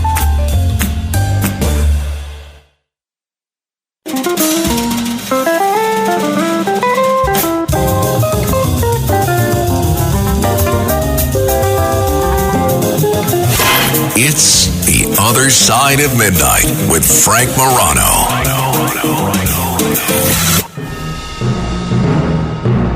Oh, yeah, I like this. Do they still play this at the Olympics? I don't know. This is what I remember as a kid. Of course. This was the Olympic theme. Yeah. It is a stirring, fantastic, great theme. No two ways about it. It's The Other Side of Midnight. Noam Laden in for Frank Morano, who's got the week off. Well-deserved break. We've been breaking down the Olympic opening ceremonies on Friday on NBC. So these boats came down the River Seine, and each one had a country of delegation on it from their home country. And in a couple cases, because there's so many different teams, they would combine one country with another because it just, made things go a little bit faster. And it was something interesting, but after about 5 minutes, I was like, okay, you can move on. But you can move on to the artistic part that I'm not going to understand anyway. It was like watching a parade. That's what I felt like I was watching. Usually when they have the Olympic ceremony, they march in and they go, oh, there's France. Oh, there's China. Oh, there's this country, that country. This was like you had to wait for the boat to go by and they're all waving. Then they cut to something else. And now who was the guy? He's wearing like a hood and he was running through with the torch. I don't know. You remember there's a guy who was, I did see that. He was running on the roof. And I'm like, this looks like the video game Assassin's Creed. Right. That's what I was thinking of. Yeah. Like the guy's, I'm like, is it parkour? It could be. Or maybe he's like a member of the breakdance team, which is like another crazy thing in the Olympics. But they had this guy and he had no face. Like he had a mask on his face and he's running with the torch all over the place. And I'm like, well, who is this guy? And I don't know if that was the last guy who lit that torch. And the torch was like, he lit it. And it went down like it was almost like he was lighting like a fuse. Yeah. And then it sparkled, and then the whole big cauldron lit up, and it was this giant torch. It was cool. Yeah, it was cool. Yeah. And I wasn't expecting that. Now, with the parade of boats, I found it kind of amusing when, like you just said, how you'd have these countries that there'd be like 7 people. From the country. Right, so they combined countries. But it would have been really interesting if they had combined feuding countries, right? I mean, this is the Olympics, right? We're supposed to be sportsmen hanging out together, showing love for each other, not worrying about what's going on in our home country. So, like, let's say we had the Russian team with the team from Ukraine. Oh, could on you the same imagine? Boat. Why not? What do you think they would do? I think turn their backs to each other? No, I think they all would have gotten along. It would have been totally fine. Yeah, they probably wouldn't even care because they're athletes. They don't care about that kind of stuff. They're not paying attention. I mean, obviously they're paying attention, but I would have been glued to that boat parade, right? If you had done feuding nations on those boats, I would have been like, wow, what's going to happen? Even though probably nothing would have happened if I had known ahead of time. By the way, the Olympic Committee set it up. So we're going to have feuding nations sharing boats, all right? Yeah. So you got the Russian team with the Ukrainian team. You got the Israeli team with the Palestinian team. Imagine. India and Pakistan, right? They hate each other. You could put them on the same boat. North Korea and South Korea. Then if you misidentify them, it's not a big deal because they're both on the same boat. How about the U.S. and Iraq? Put them on the same boat. That would have been really fascinating. That'd be a reason now to watch the ceremony, to really watch it. Like that would be the promo. Yeah. The promo will be like, we're going to put Ukraine and Russia on the same boat. And we'll see. And we'll see what happens. And you know what would happen? They'd be having their arms around each other, cheering. Maybe not. Maybe they'd be shoving each other overboard into the River Seine, which is like the most polluted body of water there is. How is that? Don't they supposed to swim in that thing? They spent like $1 billion cleaning it up, so apparently it is mostly clean. Mostly. Now, would that be the same as like swimming in the Hudson, or is the Hudson cleaner? Well, the Hudson, the whole thing, the Hudson here is like the Hudson's essentially clean at this point. I mean, it took decades to make that happen, but yeah, River Seine, there's people saying it's not, but but Paris and the people who put the Olympics together will tell you that they did a nice job of cleaning up that river. Then, okay, so that was the boat parade. Again, I think it would have been brilliant if you put feuding nations together. Maybe next time if they have a boat parade some other country in another Olympics, you can steal my idea. You don't even need to give me credit for it. It's totally fine. Then you had this incredibly offensive part. You had this crew of drag queens and dancers performing what seemed to be an apparent parody of The Last Supper. Now, I assume it's from the painting in the Louvre of The Last Supper, but the French will tell you it's something totally different, that I got it wrong. During this part of the opening games, you had these 18 performers, including 3 familiar Drag Race France queens, because that show Drag Race, if you don't know it, but it's about, it's drag queens, essentially a reality show with drag queens in it. They were striking poses that looked like a long table with the Seine River and the Eiffel Tower in the background. At the center was this ornately dressed woman with a large silver headdress that resembled a halo as depicted in the painting of Jesus. So she smiled. She made a heart shape with her hands as her peers stared down the camera before breaking out into this choreographed routine. And Christians, not even just Christians, other people watch this and they're like, wait a minute, you're using drag stars to set up the Last Supper during the Olympic Games? What is going on here? And so far, we've got no real explanation about what it's all about, but there's no two ways. It was really offensive. By the way, you're listening to The Other Side of Midnight, and I'm Noam Laden filling in for Frank Morano. So there is no sense that they're going to apologize for this. They're saying that it really had nothing to do with that we interpreted it wrong, but I don't know how you could have interpreted it any other way. I watched it for a second time early this morning, and it looks like The Last Supper. Sorry. And it looks like that woman is a female drag queen Jesus. There's no two ways about it. What's the point? I don't understand how that even correlates to the Olympics. This is the Olympics. Why is there any depiction of the Last Supper by drag queens or anybody else in the Olympics? And maybe more importantly, how do you watch this in performance? Because I imagine they rehearsed this thing a bunch of times. You have a lot of people watching it from the International Olympic Committee, from the French people who are choreographer and director who put this show together, and not say, wait a minute, hold on a second, I've watched this, and wait. We have drag performers doing something to do with Catholicism. This is going to offend like about half the world that's watching the Olympics. Right. I don't know how you missed that. By the way, if you want to weigh in on any of this, I should give the number out. 646-720-0635. That's 646-720-0635. So then you had, of course, the whole idea of these drag queens playing for the crowd in the Last Supper. At least it looked that way anyway. Then I also was watching this morning, too.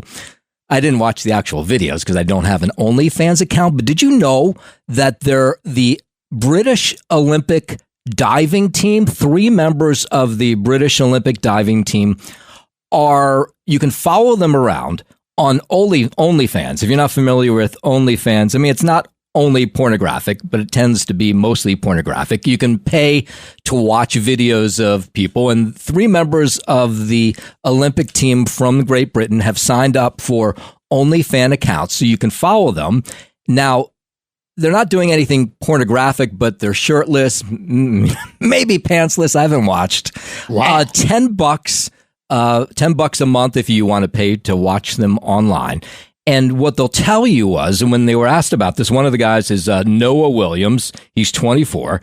Another one is Daniel Goodfellow and Maddie Lee. They've all started these OnlyFans accounts because they know that the world is watching them, on this dive team, on this swim team. And they said, okay, we're attractive. We're physically fit. People want to see more of us. Here's a chance to see more of us. All 3 of them saying, we've given up our lives to become Olympic athletes. And so we haven't made a lot of money in the process. And here's our way to cash in on the Olympics. And I guess the English don't have a problem with this. The Olympic team says you can do whatever you want because that idea of professional versus amateur, that was long gone a long time ago. So why not? So I reached out to all 3 of them to see if I could get a sense of how many people have signed up in the few days that they sent their OnlyFans accounts. I did not hear back, but 2 of the guys are charging $10 a month, but Maddie Lee, who's 26, he's charging $20 a month. So I don't know what extra that gets you for $20. And what are you going to see these guys? I mean, they can't do anything too risque. They're on the team. If they do anything, they'll just get bounced from the team or disqualified, I would think. Apparently not. The Olympic Committee as a whole has to have some kind of rules and regulations that they can't just walk around OnlyFans naked and I can't imagine. I don't think so. I think you can do whatever you want because they're not the only 3. There's other people also doing OnlyFans. There's a New Zealand, a rower from New Zealand whose name is Robbie Manson, has also created an account. And on the account, it says, I have exclusive content that tastefully explores the boundaries, including artistic portrayals of nudity. Wow. Yeah. Yeah. What's the Olympics turning into? We got drag queens in the Last Supper. Now we have Olympians with OnlyFans accounts. Yeah. They're really going to bring in that younger audience. The former short track speed skater, Elise Christie, she actually set up a OnlyFans account after her retirement 3 years ago, and she said it was a lifesaver. She still continues to make tons of dough from her OnlyFans account. If you're just tuning in, I'm Noam Laden. You're listening to The Other Side of Midnight. She says after the Olympics, she didn't have a lot of money. She has this OnlyFans account. She says not only has she been able to pack away a fair amount of money to pay the bills, she said she's packed away a fair amount of money towards her retirement. So, wow, go figure. I don't have an OnlyFans account, so I don't really know what goes on there. I mean, I've heard what goes on there. I have a TikTok, and you see TikTok lives.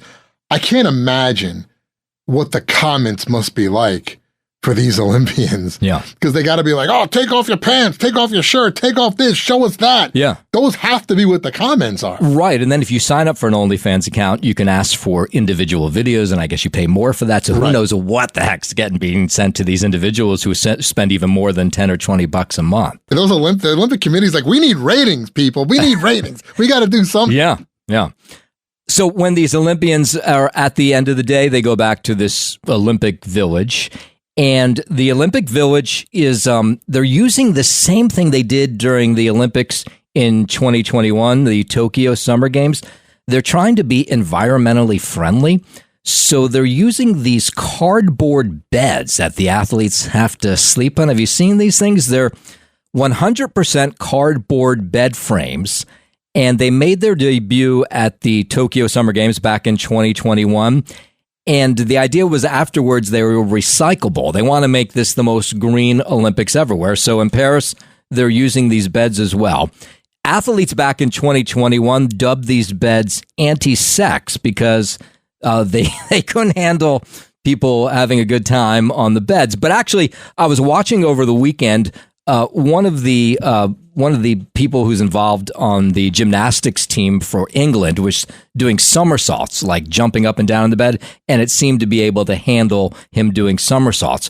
But what people are complaining about is these cardboard base beds, which, by the way, can adjust to the height of the athlete who's lying on them, are apparently incredibly uncomfortable. The Australian water poloist, Matilda Kearns, she's on TikTok, as all these guys are. She said that after one night of sleeping on this bed, she had to have a massage to undo the damage all the bed had done. She had her team bring in those mattress toppers to improve their night's sleep. She said that's made it a little bit better. British diver Tom Daley recorded himself jumping up and down on the bed, confirming that they were sturdy, but he also complained they were incredibly uncomfortable. And if that's not bad enough in this Olympic Village, the athletes also are in what is now considered an air conditioner-free village. Now, it's hot in Paris. I don't know if you've ever been to Europe in the summertime. It is not comfortable. Sounds like hell. Yeah. So instead, they're also doing this environmental thing where they're using this cooling system of water pipes that go beneath the floorboards that are supposed to cool off the village. Athletes complaining, it's hot as hell. Yeah, so there's basically lukewarm water because the water's coming from the outside. So that's just tap water running through the bottom, which does absolutely nothing. Yeah. So it's got to be hot. Now, here's what I wonder. If you're like, do you have, as an Olympian, are you required to stay in the Olympic Village? Well, you bring up an excellent point. So Team USA balked at this idea of the underground floorboard air conditioning. So they actually sent everybody who's in this village portable air conditioners, or a lot of the athletes now have portable air conditioners in their room. So no longer is it environmentally green, because that's the idea. They didn't want those portable air conditioners because they say it's, ruins the environment. Then you have other athletes who have just left the village altogether. If they have any kind of cash, like the tennis team, Coco Gauff, members like that, they, after spending less than 24 hours in the village, in one case, the tennis team, there was 10 people to a unit and only 2 bathrooms. And Coco Gauff showed up and she's like, I'm not doing this. Have you seen the paychecks I get for winning tournaments all over the world? And she exited and found herself a hotel room, or her manager did, and that's where she's staying. Well, that's what I would think. I would think like the basketball teams that are made up of pro players, they're not staying in the Olympic Village. They probably wouldn't stay anyway. Yeah. They have to be going to a hotel. And also, even the gymnastics team, they got money. Simone Biles has money. She's doing commercials all over the place. Now that she's, they do the championships, they do like a gymnastics show that tours when they're not competing. So they all have money. They could afford to stay in a 5-star hotel somewhere. Yeah. I wouldn't be staying in that Olympic Village. No, not unless you had to. Right. I guess if you're on like the rowing team or some sport that no one even watches until the Olympics, then they have to stay in the Olympic Village. They have no choice. Right. They have no money and they just have to deal with it. And everybody else is like, I'm out of here. I was watching this yesterday. There was this great moment. This judo competitor from Tajikistan refused to shake his Israeli competitor's hand after beating him. And then he was subjected, thankfully, to instant karma. So the Tajikistan guy beat the Israeli guy in judo. And next up, he was up against somebody in his weight class from Morocco. So he refused to shake the Israeli guy's hand at the end of the match. And then he even yelled, Allah Akbar, as he walked off the mat. See, those two should have been on the boats together. Yeah. Maybe they would have gotten along. They would have hugged and kissed it out after the match. So then what was great is this guy from Tajikistan had another match just a few moments later with somebody in his weight class from Morocco. And the guy from Morocco was able to shove him and finish him off in 1 minute and 17 seconds, and even made this guy from Tajikistan cry. He was in so much pain. He was in tears. So instant karma from this guy who refused to shake the hand of an Israeli. And one more story, and then I got a lot more I want to get to this morning. This Olympic broadcaster from Eurosport, he was removed from his commentating position coverage of the Paris Games after a microphone picked up a sexist remark he made during Saturday's swim relay. After Australia's team won the gold at the 4x100 meter freestyle relay, broadcaster Bob Ballard could be heard saying, "Well, the women are just finishing up. You know what women are like, hanging around doing their makeup." He didn't know the mic was on.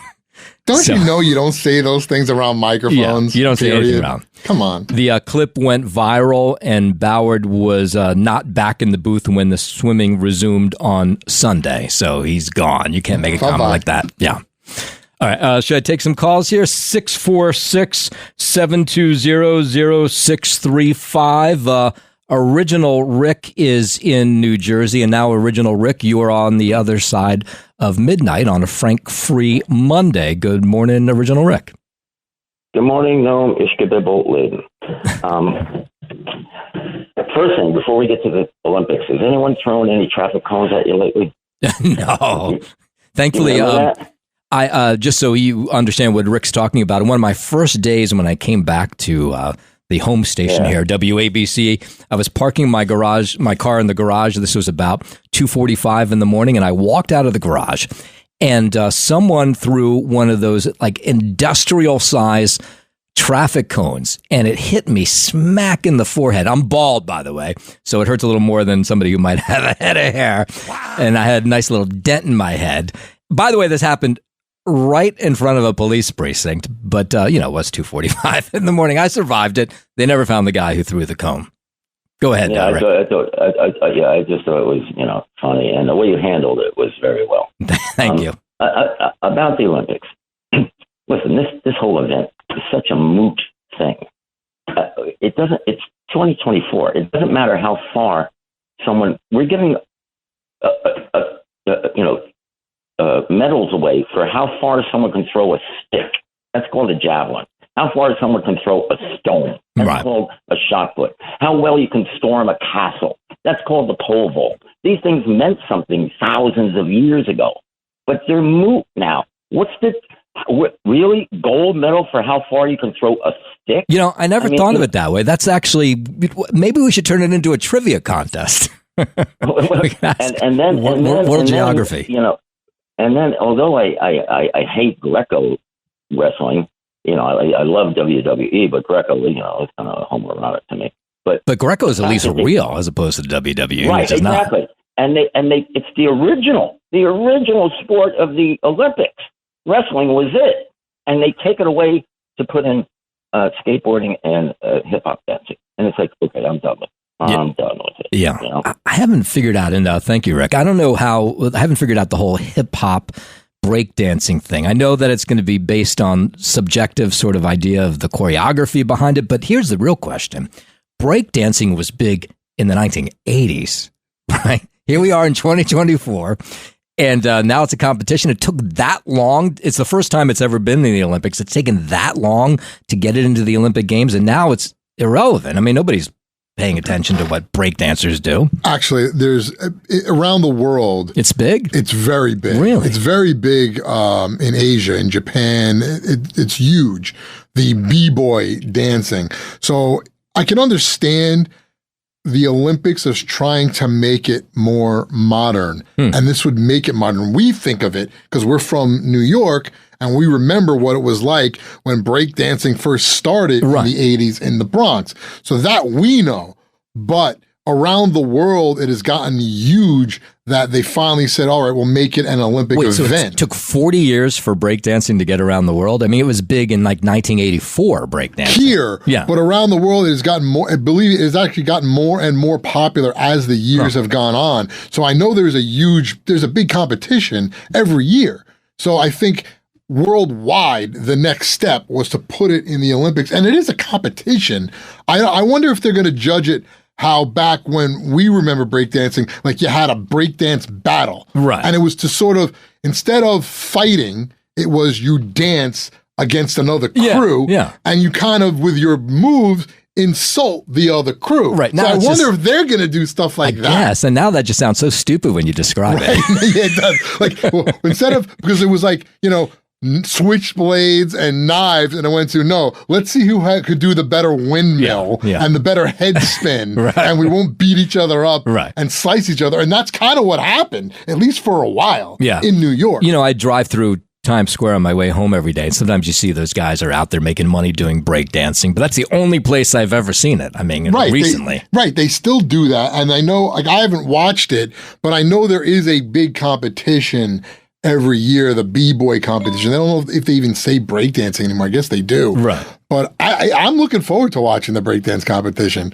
I want to see, because I was a breakdancer back in the day when I was 14. Wait a minute, what? That's the headline here. You buried the headline. You were a breakdancer? I was popping and locking. Oh, you got to put some videos up on the Frank Morano Other Side of Midnight page. And now I got to do some video of me doing some breakdance moves. When look, the other day, you and I were listening to Jam On It. Yeah. By Nucleus, which I remember as a breakdance song, and we were both like, "Oh my God, this song's 40 years old." Yeah, and we're like, "We got old." Yeah, when did that happen? Yeah, well, I'm going to get into that before the morning's out. By the way, I have a whole story about getting old. Pamela, you're in New Jersey, and now you are on the other side of midnight on what is a Frank-free Monday. Good morning, Pamela. Good morning. Maybe France made it purposely uncomfortable for the athletes to give the hotels some business. Oh, didn't think about that. I would think, though, the hotels were packed with all the tourists who, spend big dollars on the tickets to see the games. But maybe that's not a bad thought on that. Thanks, Pamela. Yeah, could be the idea of the hotel beds are obviously way more comfortable than those hardcore beds that the athletes have to sleep on. Let's see. I'm going to give the number out again. 646-720-063 if you want to weigh in on the Olympics. Before the morning is out, by the way, we are going to go live to Israel. That was that horrendous missile attack by Hezbollah, a missile sent into Israel that killed 12 children. We're going to talk about that. We're also going to talk about how old is too old to do things now. Now that they've kicked Joe Biden out, they're starting to kick other old people out. And then I got one more question I'm going to ask before the morning is out as well. Is why are couples deciding not to have kids? And I have a real thought on this. We're going to get into this study that I found fascinating. That and more. You are listening to The Other Side of Midnight. The Other Side of Midnight.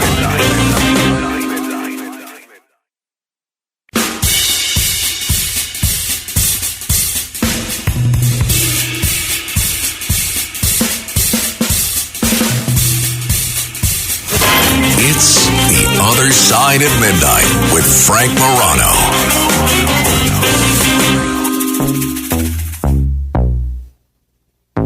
Oh, yeah. Jam on it. Go ahead, Matt. Do some breakdancing. I'm going to do some popping and locking. Do my moonwalk. Sweet. You're listening to The Other Side of Midnight. It is a Frank-free Monday. You have me, Noam Laden. I'm the news director at the home station here, 77 WABC. It was an awful weekend in Israel. Boy, what they're going through there is incredible. Of course, fighting one war in Gaza that's just going on forever and ever. And then this attack over the weekend, Hezbollah sending a missile into Israel, killing 12 children, injuring a host of others. And I wanted to get the latest on what's going on, what the Israel response to this all is. So we're going to go live to Israel right now. He's the correspondent with the Jewish News Service. His name is Josh Hasten, and he joins us on the Newsmaker line. Good morning, Josh. Good morning, Noam. How are you? Good. Thanks so much for coming on with us. Go back in time to Saturday, which is not so far back, and tell us exactly what happened with this Hezbollah attack. Absolutely. You have a group of Druze school children who are out playing soccer, and all of a sudden there's a loud boom, and it turns out that Hezbollah fired an Iranian-made missile at northern Israel at the Golan Heights, and this was a huge warhead. You're talking about 50 kilos, and slams into a soccer field where children are playing, and you have 12 Druze children, Israeli Druze children, who were murdered, and you have over 30 who were wounded in this attack. Hezbollah, of course, automatically denies carrying out this massacre, but of course, immediately Israel is able to prove that they directly targeted northern Israel, and they have fired over several thousands of rockets since the beginning of the war on October the 7th, of course, aligning themselves clearly with Hamas. And here you have a funeral yesterday morning, families burying 12 children whose only crime was that they were in Israel, Israeli citizens, and they were out playing soccer. So it's just a horrible scene there in northern Israel over the weekend. All right, for some people who don't know, you're fighting one war. Israel is Hamas and Gaza, and that's in the south. And now on the northern border, you're fighting what potentially could be a war with Hezbollah. What are the differences between Hezbollah and Hamas? Yeah, so there are two different terrorist organizations, both being financed and funded and supported by Iran. That's important to remember. And they may not like each other because you have Hamas, which is a Sunni Muslim organization, terrorist organization. You have Hezbollah, which is Iranian. That being said, when it comes to Israel, they are both on the same page. As soon as the war started on October 7th, Hamas carried out a massacre, murdering 1,200 Israelis near the border with Gaza. Hezbollah decided they were going to get involved, and they have fired thousands of rockets and missiles and drones into northern Israel, and dozens of Israelis have been murdered, have been killed in these strikes. And now you hear over the weekend they hit this soccer field and killed all of these children. So again, when it comes to Israel, all of these enemies, these different sects and different terrorist organizations who have, no love lost amongst each other, but nevertheless, when it comes to Israel, they can all get on the same page. Now, I know in northern Israel, after the October 7th attack, they cleared out some 80,000 Israelis. Is that right? That number they moved them further into Israel to safer areas. Does that still hold true? All those people still in hotels and buildings that are far away from the action? Yes, unfortunately, that is the case. 80,000 Israelis have become refugees in their own country, forced to move away from the northern communities. If you take a tour of the north, you will see total devastation within the Israeli cities, which have been targeted over and over again by Hamas rockets, missiles, drones, anti-tank handheld rockets, which they've been firing, RPGs and whatnot, into northern Israel, causing total destruction in some of the communities. But in order to protect our population, Israel, the government, was forced to move 80,000 people out of their homes, as you said, into hotels and into other communities further away from the northern border. And the situation is just not sustainable. Prime Minister Netanyahu cutting his trip short from the United States over the weekend, coming back. There was an emergency security cabinet meeting last night, and the cabinet agreed that they would go forward. We don't know exactly what the response will be, but they will go forward according to the directives of Prime Minister Netanyahu and Defense Minister Gallant in order to target the culprits, those responsible for murdering 12 small children who are just out having a good time over the weekend playing soccer. So there will be some sort of retaliation. We don't know the extent of it yet, what Israel will do, but this cannot go unanswered. This is not acceptable. So what is, this is what I've always heard. Tell me if I got this right, Josh. So by the way, we're talking with Josh Hasten, who's with the Jewish News Service, a correspondent for them. This is what I've always learned, is that Hamas is the JV team. I mean, for lack of a better way to describe them. But Hezbollah is the one that Israelis are most afraid of because they have these long-range missiles that can hit places like Tel Aviv. So starting a war with Hezbollah is a whole different thing than fighting a war in Gaza. Do I have that right? Yeah, absolutely. Hezbollah has over 100,000 rockets and missiles aimed at Israel at any given moment. They're a much larger terrorist organization. They're much more established. As bad as Hamas is, and as terrible as the war has been in the south, and the October 7th massacre, of course, Hezbollah is, much more well established. They were much more connected originally to Iran, receiving a lot more funding and financing from Iran. And Hezbollah has a big stake in the government in Lebanon. They play a major role and have major influence in the country of Lebanon. Hold that thought for 1 second, Josh. Can you stay with us over the break? Because I want to ask you about a bunch of things. I want to talk more about this Hezbollah war. I also want to get your take on Bibi Netanyahu's trip to Israel and who Israelis think might be the better president come November. Talking with Josh Hasten, who is from the Jewish News Service. It is Noam Laden filling in on a Frank-free Monday. This is The Other Side of Midnight.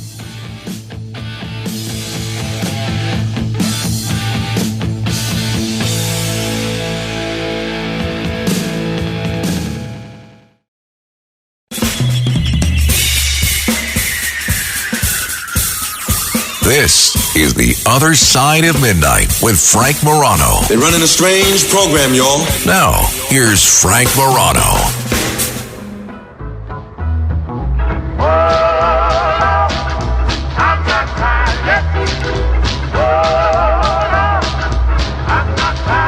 No, you look so confused. Like, what's going on? What is this?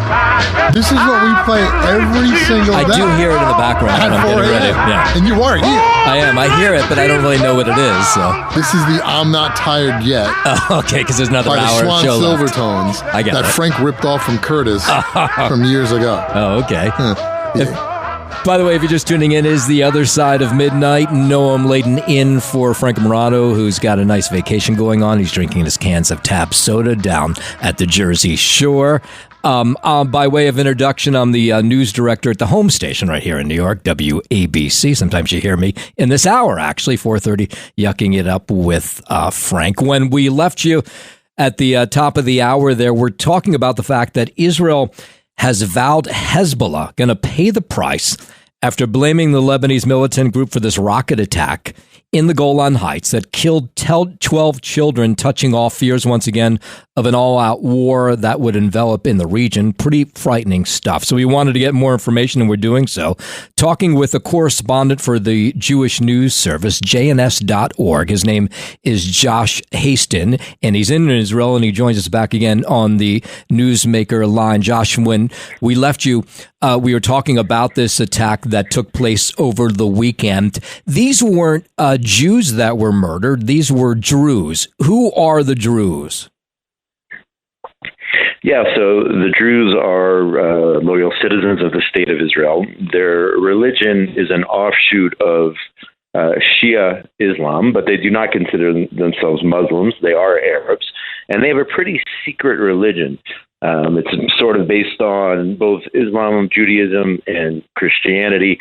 There are about 150,000 Druze living here in Israel, mostly in the north, and a large majority of the male Druze community serves in the Israeli army. They're extremely loyal to the country where they live. So since they live in the State of Israel, whether in the Galilee or in the Golan, vast majority loyal to the State of Israel and serving in the army. Unfortunately, they've had losses in their ranks as well in the Israeli army, fighting against Hamas down in the south and also against Hezbollah in the north. So, very loyal, beautiful sect, practicing their religion freely, openly here in the State of Israel. A lot of people don't realize we have so many minorities here, whether they're Muslim or Arabs or Christian or Druze.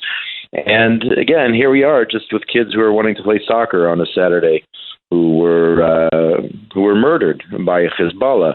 You have former communication minister Ayub Kara, is a member of the Druze community. See, there you have people who, accuse Israel of being an apartheid state or whatnot, and you have Druze who were actually ministers in the government, members of parliament.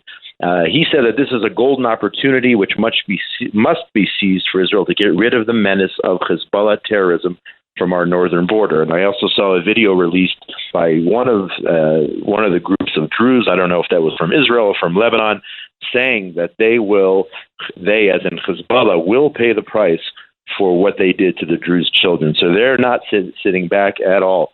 They are saying that they will take all necessary means in order to send a message Hezbollah. And I'm not even talking about the Israeli army. They're saying they're going to do it on their own if necessary. And those could be groups within the country of Lebanon itself, the Druze community from that country. Hezbollah, no doubt, knew what they were doing when they fired off this missile. And what we've always learned, or thought anyway, was this is a war we didn't want to happen between Hezbollah and Israel. It was one thing to go after Hamas, another thing to go after Hezbollah. So what is the strategy here on the part of Israel when they respond? Israel doesn't want a war, but if we are being forced in a situation where I don't know what other choice we have. So according to a lot of the pundits and commentators here, we're talking about three possibilities. Number one is a direct strike, a major strike against Hezbollah, perhaps against its leaders who are cowering underground in Lebanon. That could be an option. Another option could be a strike against some of the infrastructure. Again, as we mentioned before, Hezbollah essentially is embedded itself within the Lebanese population, and they're a strong influence within the government, and they have seats in the parliament there. So there could be some sort of strike against the infrastructure there in Lebanon, which would actually send a message to the Lebanese people that it's time for them to act and regain their country against this terrible maniacal organization, Hezbollah, which is ruining their lives as well. Option number three is perhaps a strike against the octopus that has its tentacles all over the Middle East and all over the world, really, and that is Iran.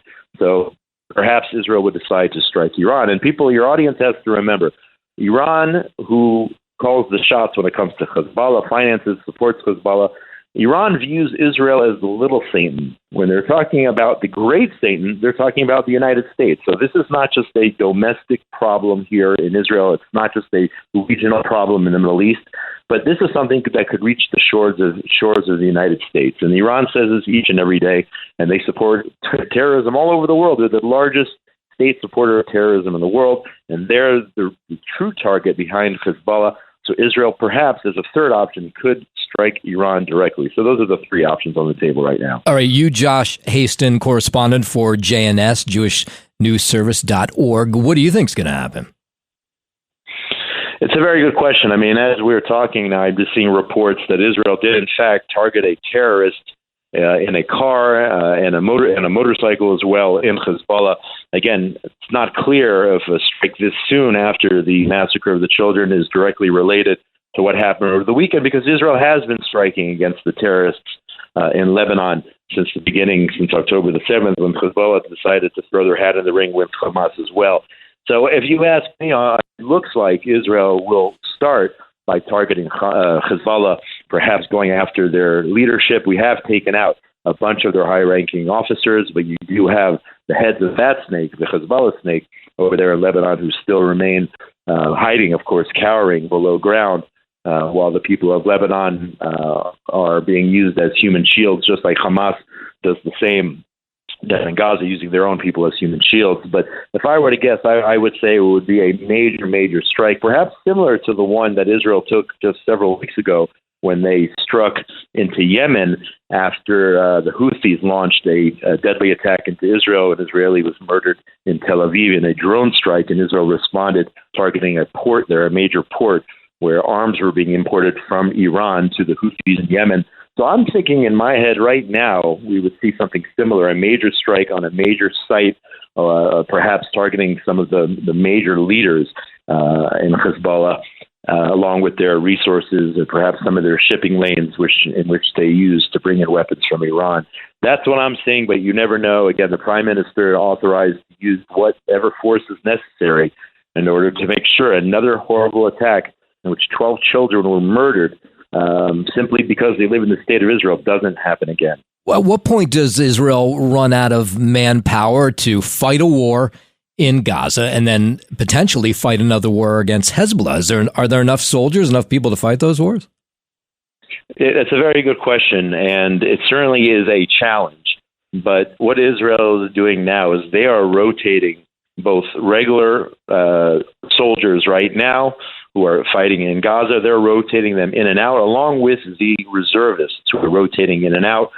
both on the southern front and on the northern front. So again, I can't give you the details in terms of behind the scenes how it's being done, but I know for a fact, including having friends and whatnot, and people I know who are serving, whether in the south or the north, people are being rotated in and out at all times in order to give them a breather and prepare them for the next wave. You have reservists who have been, some of them serving for 3, 4, 5 months at a time, coming home, getting a breather, and then being sent on to a different front. So if you ask, can Israel handle a war on two fronts? Yeah, absolutely difficult for sure. But on the other hand, I think Israel, as the prime minister said, by the way, we're actually not only fighting on two fronts. If you figure in all the different terrorist organizations, the Houthis and whatnot, now we have a threat this morning from Turkey threatening to possibly invade Israel. Yeah, I saw that. Israel has to deal with a war on multiple fronts. We have the will, we have the manpower, we have the capability, we have the resolve, and I think we are able to do that, especially when we are being threatened. And this is an existential threat, just like it was in 1948, 1967. We are under the same type of threat, those who do not want to see the existence of a Jewish state here in the Middle East, and we'll have to deal with all of those threats as necessary. Talking with correspondent from JNS, the Jewish News Service, jns.org, doing an excellent job. Josh Hasten describing what's going on in Israel. He's in Israel this morning. Can you connect all the dots here for us? We watched Bibi Netanyahu come to the U.S. He spoke before a joint session of Congress. Are Israelis rooting? Are they rooting for one side in this race for the White House? Are they rooting for Kamala Harris? Or are they rooting for Donald Trump? Listen, if you ask me, and based on the first term of President Donald Trump and all the amazing things he did in this country, moving the embassy from Tel Aviv to Jerusalem, acknowledging the fact that the Golan Heights is part of the state of Israel, giving legitimacy to Jewish communities in Judea and Samaria, there's no doubt that he has done more than any other president in the history of this wonderful relationship between the two countries. Let's remember, Israel and the United States, great friends, regardless of who's in the White House. We definitely have the support of the American people. We feel the support of the American people. But right now, I think Kamala Harris is a little bit of a problem, especially you saw the comments she made after meeting with Prime Minister Netanyahu, originally showing her support for Israel, and then once the Prime Minister left and she came on screen talking, giving her remarks in front of the reporters, she then started focusing on Gaza without directly calling on Hamas to take steps. She mentioned Hamas, but didn't say they have to take steps in order to stop the violence and the terrorism coming out of Gaza. She also then, essentially talked about the humanitarian aid to Gaza as if that was the top priority instead of number one, ensuring that Hamas is no longer a threat to the state of Israel. So some really troubling remarks out of the Harris camp, and of course President Biden, sort of a lame duck at this point where things stand with him. But I was definitely disappointed with the comments Harris made, essentially kind of equating both sides, whereas she could have gone against Hamas, much more harshly, telling them to stop once and for all. If you really want the war to stop, you have to fulfill those three goals of Israel. That is, number one, Hamas must be dismantled. Number two, our hostages must be returned. And number three, Gaza can no longer be a threat to not only Israel, but to the region as well. So it sounds like President Trump had a very, very good meeting with Prime Minister Netanyahu, much more cordial. They also had to bridge some gaps that they had in their relationship. It looks like that was accomplished. Was that the first time they had spoken since the election, right? I know that Donald Trump was very upset with Bibi Netanyahu because he made that phone call to Joe Biden in 2020, congratulating him on the election. Was this the first time the two had spoken since then? I don't know about spoken, but from what I know, this is the first time the two met. And you could see by the reception that Prime Minister Netanyahu got from President Trump down in Florida, it looks to me like it's water under the bridge. It looks like they patched things up. They went in cordially. The statements made afterwards sounded like it was a very positive meeting, sounded like they're on the same page. And President Trump also making a commitment that he would assist Israel with whatever we need in terms of bringing back the hostages, finishing off Hamas. So he definitely said all the right things. And again, the proof is in the pudding. The things that he did the first time when he was in the office really was a boost to the state of Israel. Talking with Josh Hasten, who's with the Jewish News Service, jns.org. Josh, you did an excellent job. Thank you for coming on with us and giving us an update of everything that's going on in Israel. Anytime. My pleasure. Thanks, Noam. Have a great day. You too. All right. When we come back, I am going to talk about this study that talks about the fact that couples aren't having kids anymore. And I have some thoughts about why they're deciding not to have kids. We're going to get into that story and more. You're listening to The Other Side of Midnight. The Other Side of Midnight with Frank Morano.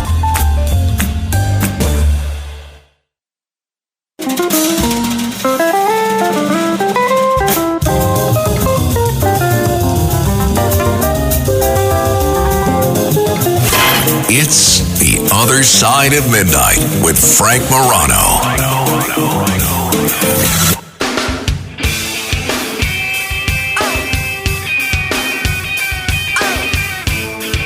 22 minutes after the hour, Noam Laden in on The Other Side of Midnight. It is a Frank-free Monday. It's actually going to be a Frank-free week. Frank Morano's got the week off, well-deserved break. He's down to the Jersey Shore. So I hit this milestone today that has me feeling incredibly old. My oldest child, right now at midnight this morning, he turned 21 years old. Oh, man, how's that? I remember being 21. How's that possible that he is 21?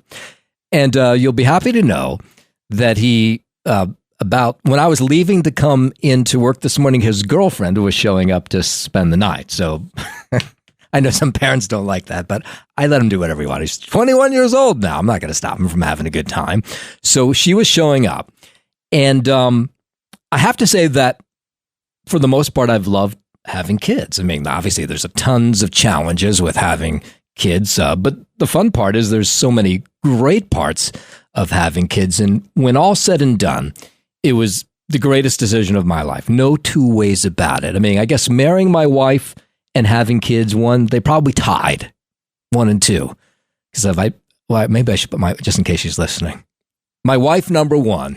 There's no way she's listening, by the way. It's 4:20 in the morning. She's sleeping. But my wife, number 1, my kids, number 2. But apparently, I am starting to be more and more alone in my thought about having kids when it comes to American couples. A growing number of U.S. adults say they're unlikely to raise children. This according to a study released by the Pew Research Center over the weekend. When the survey was conducted, this was back last year, 2023, 47% of those younger than 50 without children said they were unlikely to ever have a child. That's an increase of 10% from the last time they did this study back in 2018. When asked why kids were not in their future, 57% said they simply didn't want to have them. Now, I thought this part was most interesting. Women were more likely to respond this way than men, that they didn't want kids.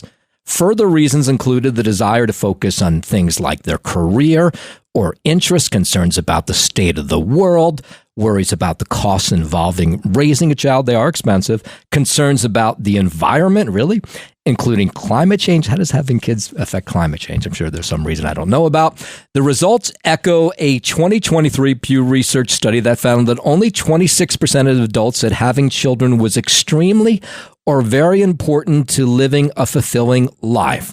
So what's happening now is we're almost at that breaking point where we're not having enough kids to replace the ones of us that are dying off, that are passing away. And I wonder if we become so self-involved. What is wrong with these people? How selfish can you get? And how could you not want to have kids? I don't get it. I really don't get it. One of the first things I did when I met my wife, and I said to her, I come from a huge family. I got 4 brothers, 5 boys. I want to have a huge family. I want to have as many kids as we possibly can. And she was on board. She said, let's do it. Let's start pumping out those babies. Wow. Of course, the fun part is, getting ready to do that. And when they come out, it's a whole nother ball game. But I don't get it. How people can be so self-involved, so career-driven. Really, I mean, don't get me wrong. I love what I do. But when I leave here, I have a whole secondary life that involves my kids and doing other things. And the career is great. And luckily, knock on wood, you hear that? It's been successful. I've been successful at it. But the most important thing in my life are those kids. Yet fewer Americans are saying they're going to have them at all. 646-720-0635. 646-720-0635. Maybe you're one of those people who's decided not to have kids and might be angry to hear me say that I think it's selfish and maybe you should think about having those kids. I know I'm not talking about the people who can't have kids. I know there's people who can't have kids, but you could adopt. You could always adopt a kid. And, Matt, you don't have any kids, right? I do not. Right. And so clearly you made the decision not to have them, right? That is correct. As I got older, I said, I don't want any kids. And what was the reasoning behind not having any? Well, there was a bunch of different reasons, but one of them was one that you said that, I have a career and the last thing I need is to have to look after some little brat that is just a problem to me. Right. Why do I need they're that? Not brats, though. They're brats at times.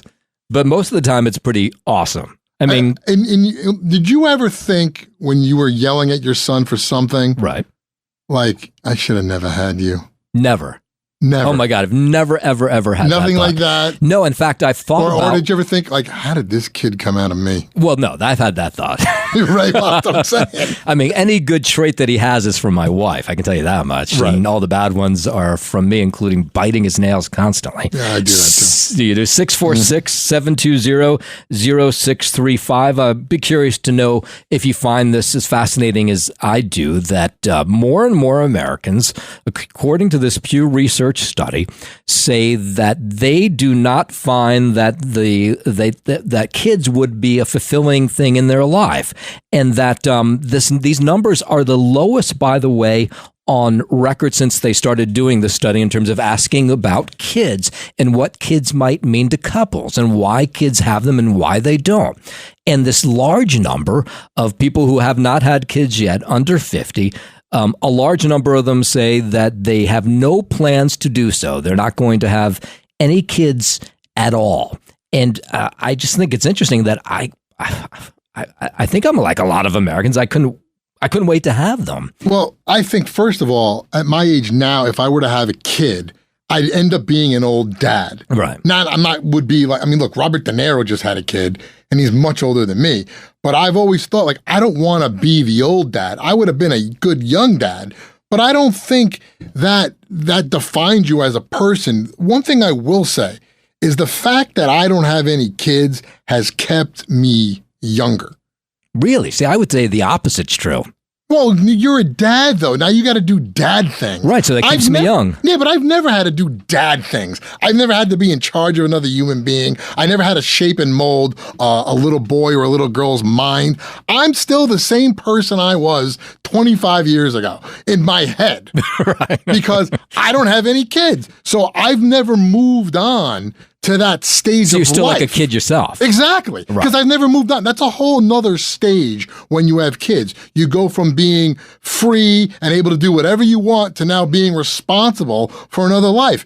I've never had to be responsible for another life except for my dogs. I never had to, and I can leave them. I can, as long as they have food, as long as I'm home by 7 p.m. to feed them at night, that's all I got to worry about. I don't have to worry about a babysitter. I don't have to worry about sending the kids to school. What kind of school? Public school, private school? What kind of extracurricular activities they're going to have? If they're going to play Little League? Are they going to play soccer? Are they going to get into wrestling? Are they going to be into karate? I had none of that. I don't have to worry about any of that stuff. The only person I worry about was me. You make a compelling argument at 30 minutes after the hour. This is the other side of midnight. It is a Frank-free Monday. Noam Laden filling in for Frank. But I will argue back at you, Matt Blaze, that I have done things that I've never done before because my kids wanted to do them. And it's been more fulfilling. So, such as? I jumped out of an airplane.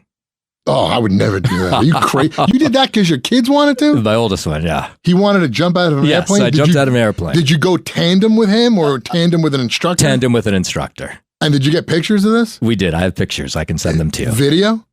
No video, just pictures. Oh, I got to see this. Yeah. I did things like stupid things. Like I was never like a roller coaster guy at the amusement park, but the kids love the roller coasters. I get on them. I've all kinds of stuff like that. I've gone hiking in places that I've never thought I would go hiking before. You sort of follow their interests. One of my kids, by the way, is about to have his first amateur bout as a UFC fighter here in the city. Cool. So that I like. I had never been a UFC guy. Now, Saturday nights are sitting on the couch watching these UFC fights. We just watched this one over the weekend, knowing who all these UFC fighters are. Not in a million years would I have been that guy if I had not been for my kid. And now he's about to get... Now I'm a little nervous. It's his first bout ever. Wow. He's going to fight, and hopefully he'll beat the living daylights out of this guy that he's fighting. I needed you as a dad because I wanted to take karate as a kid, and I went to one class. Right. My dad we went to one class. It was the free class, the trial class, and I wanted to do it, and he said no. And I said, well, why not? Like, why can't I do this? And he goes, why do you want to learn karate? And I go, well, in case I ever get into a fight. And then he uses the old Karate Kid line. No, that's the wrong answer. It's so you don't have to fight. Right. And I was like, come on, Dad. He's like, everything was always this. Get your grades up, and then we'll talk about it. I think he just didn't want me to beat him up. I think he was afraid that 14-year-old me was going to beat him up. And he didn't want me to take karate. Well, I will tell you that when my kid got his amateur bout, that he's now, it's in 2 weeks from now, I did actually just sort of automatically raise his allowance. Yeah, good move. I didn't even say anything. I just said, here's, a couple extra bucks. Could you imagine if he just goes into your wallet and takes out some dough? Right. And it's just like you look at him and he goes, what are you going to do about it? Right. There's nothing I could do about it. I should send you the video, man. He's unbelievable. Now, what weight class is he? He's going to fight at 140 pounds. And how tall is he? He's 5'9". Okay, that's about right for that height. He's probably pure muscle now. Oh, he's ripped. He's ripped. Yeah. I mean, he would beat all the other kids are afraid of him because he would beat the living daylights out of them. Well, that's the thing that people don't understand. Once a wrestler, any kind of wrestler, even if it's UFC, that type of grappling, once they get you on the ground, if you don't know anything, you're done. Yeah. Even if you take Taekwondo, but you don't know how to grapple, once you get into close quarters, that's it. Yeah. It's over because they put a lock on you, but an arm bar, and they'll break your arm in 2 seconds. Yeah, well, okay, so there you go. There's another reason why you do have kids. I never would have had this moment where potentially I have a future UFC star in my house. I mean, maybe not, who knows? We'll find out in his first amateur bout in 2 weeks. But those kind of adventures I never would have had. And there is a part of me that says, wow, how could you be so self-centered? I understand, like, now you're at a point where obviously you're too old to have kids, but that somehow... Part of the study found was that when they asked people why they didn't have kids, is they said they wanted to keep their money, they wanted to be able to do whatever they wanted to do. And I think about all the sacrifices that their parents made for them, but they feel like they don't have to make those sacrifices themselves. And the fact that we're at this tipping point now where we're getting close to that part where we're not replacing the Americans that passed away because this younger generation apparently just too selfish, too involved to have kids on their own.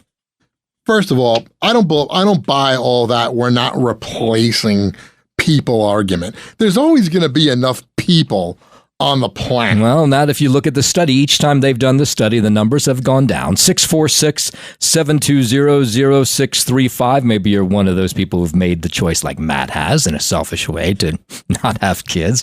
Or maybe you're someone like me who said this is incredibly fulfilling and kind of sad to think that there's this generation that's so self-involved, more worried about their career, more worried about holding on to their money that they've opted to not have kids. 646-720-0635. In this study, they talked to a bunch of psychologists who then looked at this thing afterwards. And one of them is this woman, Corinne Dachi. She's a professor of psychology at William Patterson University. And she said that in her private practice, she's been seeing couples, and she's seen this growing number of women in their 30s who were starting to question whether they should ever have children, while their male partners seem more open to the idea, which I found surprising. I thought for sure maybe it'd be more men that wouldn't want kids than women, but it's not even close.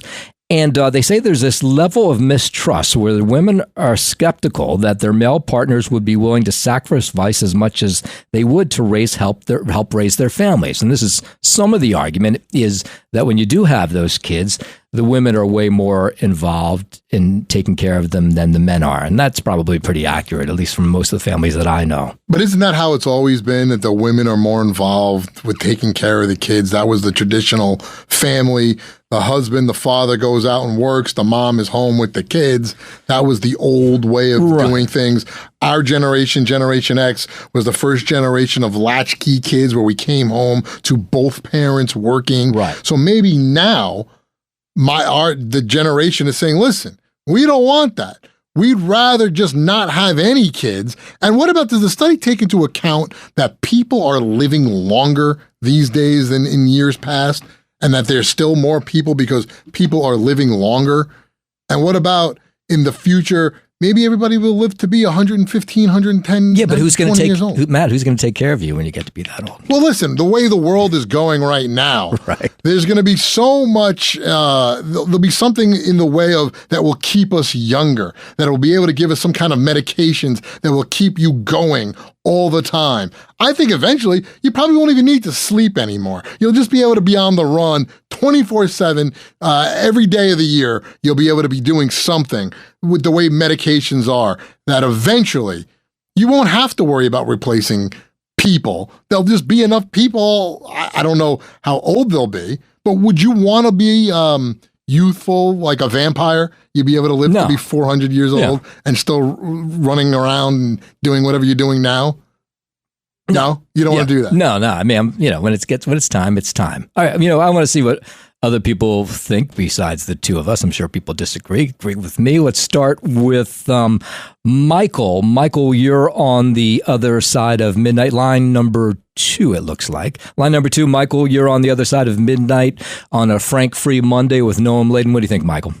No, you guys are great. Noam, first and foremost, I just want to say before we get into that, the children, when you deliver the news, you make it so, no matter how tragic it is, the story, you make it like interesting. Oh, thank you. And honestly, you're the greatest I've ever. I'm a radio freak. I've been on radio since, well, not in radio, but actually, yes, part of radio since like the 60s. And I'll just say that it's unbelievable. Oh, well, that's very nice of you, Michael. Now you can talk as long as you want to. Go ahead. No, but when you think about it, I mean, there's two sides to every coin, right? I mean, there's two sides to every coin. So the fact of the matter is, our society, it dictates no children. We ain't got time for that. We got to be focused on us. Do you have kids? We got to be. Oh, yes. How many do you got? 4. Oh, see, there you go. And it's been like the greatest thing that's ever happened to you, right? Well, I mean, I can say that there are times when you say, like, if I didn't do this, I wouldn't have had to put up with this nonsense. I've been there before, but most of the time it's pretty good, right? Oh, yes. Yeah. Oh, no, I mean, the reward, I think the reward is so, you can't compare any reward in life than to having children. And Michael, right, this is the best part Matt doesn't understand, is when you and I get really old, there'll be somebody to take care of us. Oh, I don't know about that. Maybe not your kids. Michael, thank you very much for your... No, but really, keep it up. You're a good man. You're great. Thank you so much. Thank you, Michael. I should tell my dad to stop calling. All right, Jim in New Jersey, you're on the other side of midnight. Good morning, Jim. Yes, hi. I'm a 74-year-old man. I have 2 children, one natural and one my adopted, but I never really wanted children. They're so expensive, and you're so tied down. They interfere with your job, and I don't know. Now that I'm older, it's better. You know what I mean? So if you did it all over again, you wouldn't have had them. Is that what you're telling me? Well, probably. Oh, I hope they're not listening. Well, have they given you problems? Like, why all of a sudden you're feeling that way now? No, I mean, no, because maybe you got a lot of money. You went. it's so hard to make ends meet. You know what I mean? And it's like, I don't know. It's such a financial burden, and as far as not enough people to replace, I don't buy that, because the world is getting so crowded you can't even move anymore. Well, you're right. The Chinese will help us there. I mean, they just keep pumping them out like nobody's business. I mean, every time you see a nice piece of land, all they do is build condos, apartments. I mean, it's getting kind of sickening, and the population problem, I think, is the cause of most problems in the world. If overpopulation, you got hunger, you got climate change. When you say you don't know how that could affect climate, the more people, the more. Well, let me ask you this, Jim. The more garbage. Right. At the end of the day, net positive, net negative that you had kids. Right now, it's net positive. See, there you go. All right, thank you, Jim. There we go. All right, so far, Matt, you're losing this battle. Let's keep going. Flo is in Connecticut. Flo, you are on the other side of midnight on a Frank-free Monday. Do you think the survey is a good thing that fewer couples are having kids, or should those young couples think about having kids? Well, let me just say this, Noam, and thank you for taking my call. I think you sound so sexy when you talk about your children. A man. When I hear a man say that, and let me just say this: I have regrets, because I am African American, retired military officer, did very well. We salute you for your service, obviously. Oh, you're welcome. Enjoyed it, but let me tell you, I'm sitting here in Connecticut. I moved from Northern Virginia, Mount Vernon, back here to Connecticut. I am the most loneliest person. Oh, no. I wish I had my children, and my husband and I had talked about children, but I put my doggone career ahead of children. And now I am divorced, and my husband is now enjoying his own children. So wait, so he had children with another, he had kids with another woman, is that what you're saying? Or that is correct, yes. And you didn't have kids? No, I don't know. And now you're regretting it? Absolutely. I have the money, have my condo, but man, I am lonely. So I'm sorry to hear that. If I could turn back the hands of time. So I just want to salute you, Noam, for really being a great father. And let me reiterate again, you sound so sexy when you talk about being a father.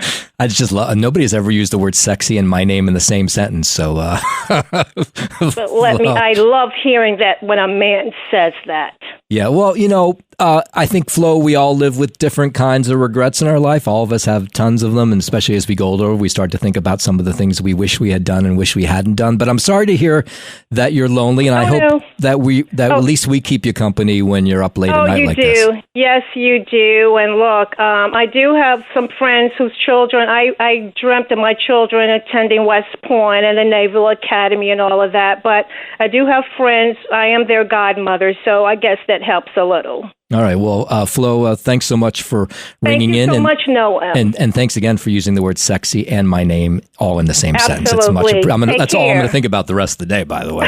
When I go home, I'm going to say, Pam, this woman Flo used my name and sexy in the same sentence. Absolutely. And listen, I love your name, okay? Oh, thank you. Thank you very much, Okay. Flo. Take care. You too. Bob in Minnesota, you are on the other side of midnight. Bob, kids are net positive or net negative?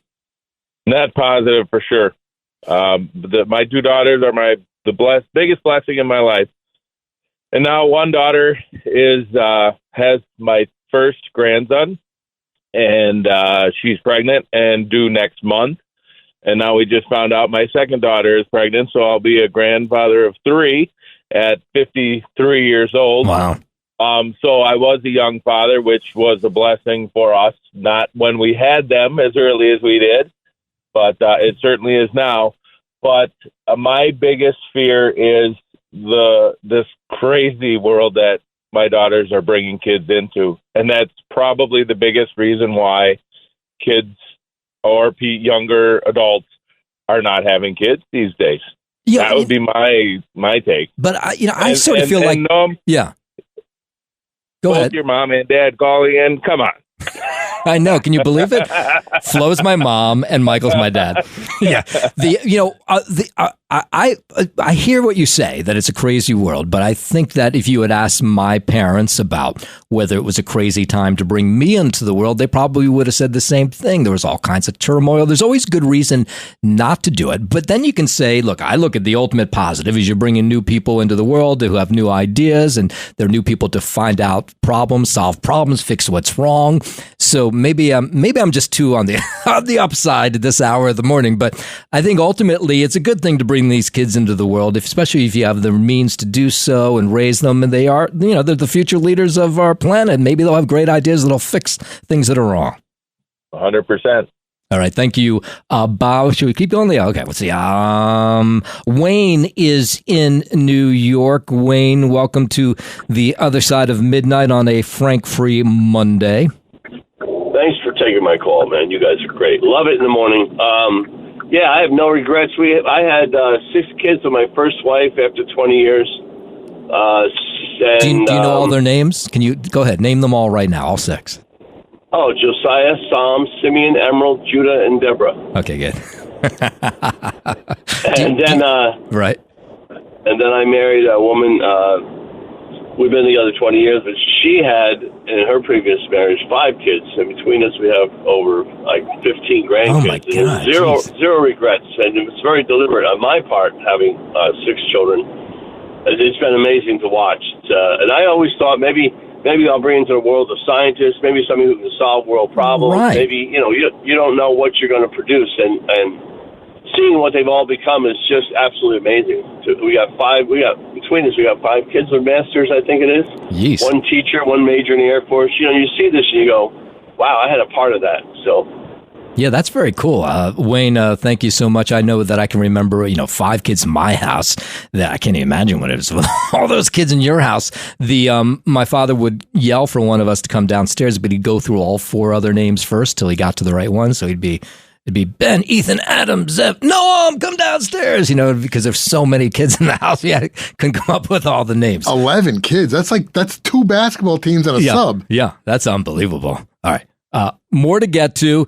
This is the other side of midnight. Noam Laden filling in. Don't go anywhere. The other side of midnight.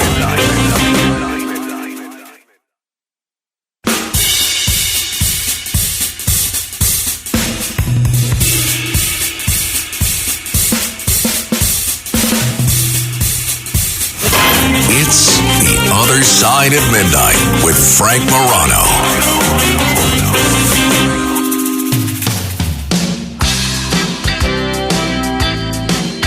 Huey Lewis in the news. Look at you. You're going very 80s on me, Matt Blaze. Well, I figured with this topic of parents and kids, Stuck With You is the song. Wow, look at you. Flo said you were sexy because you talked about your kids. I was like, maybe I should have told her I had 12 kids. Right. I forgot about. You could have scored. Yeah, you could have got in there. Talking about this Pew study. By the way, Noam Laden in for Frank Morano, Other Side of Midnight. The results of this 2023 Pew study that found that only 26% of adults say having children was extremely or very important to live a fulfilling life. That is 10% higher than it was just in 2018. And essentially what the survey does, without giving you all the numbers and boring you with them, is that more couples than ever in this Pew Research study that they've done are deciding not to have kids. And my thought is that I think that's kind of self-involved, selfish, when the reasons they give to for not having these kids are that they want to hold on to their money. I kind of get it. Kids are incredibly expensive. They want to further themselves in their career, but at some point, it's just your career, and you got to go home at the end of the day, and that they just want the time to themselves. And the fact that so many couples are going in that direction, I find it surprising. In my generation, I'm an 80s kid. Almost all my friends do have kids. It's very few of them. But if you go to the next generation after that, you'll see a lot less people deciding to have kids. And just the thought was, is this selfish on the part of Americans? Do we need to keep having kids at a higher rate, or am I wrong about this? I could be. 646-720-0635. Let's go to E. Frank, who is in Queens. E. Frank, you're on the other side of midnight. Wait, so E. Frank is E. Frank? You know, I wait. now Hold on a second, E. Frank. past E. Frank. my generation. Can you not hear me? You know, from 1970. Okay. I have no wife. I have no kids. I really have no serious, headaches. Wait, bring him down for a second. Bring E. Frank down for a second. Put him on hold. Because I just had a quick question I wanted to ask him. I know he wants to railroad his way through that, but maybe he can't hear me. Is it possible he can't hear me? No, he hears you. Oh, he wants to get his point in? I guess. Okay. Frank usually hangs up on him pretty quick. Oh, he does? Yes, I think that's probably why. Oh, okay. So wait, is E. Frank, did someone tell him that I want to ask him a question? Elias, can you tell him I want to ask him a question? And then I'm going to take him again. And then if he follows those rules, I'll let him speak. Is he, do you tell him that? Okay, he's good to go. Okay.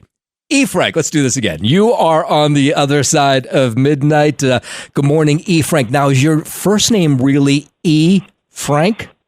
Yes, it is. So you spell it E-F-R-A-N-K? Yes. What kind of name is that? It was after a prophet named E. Frank. Oh, really? In Islam.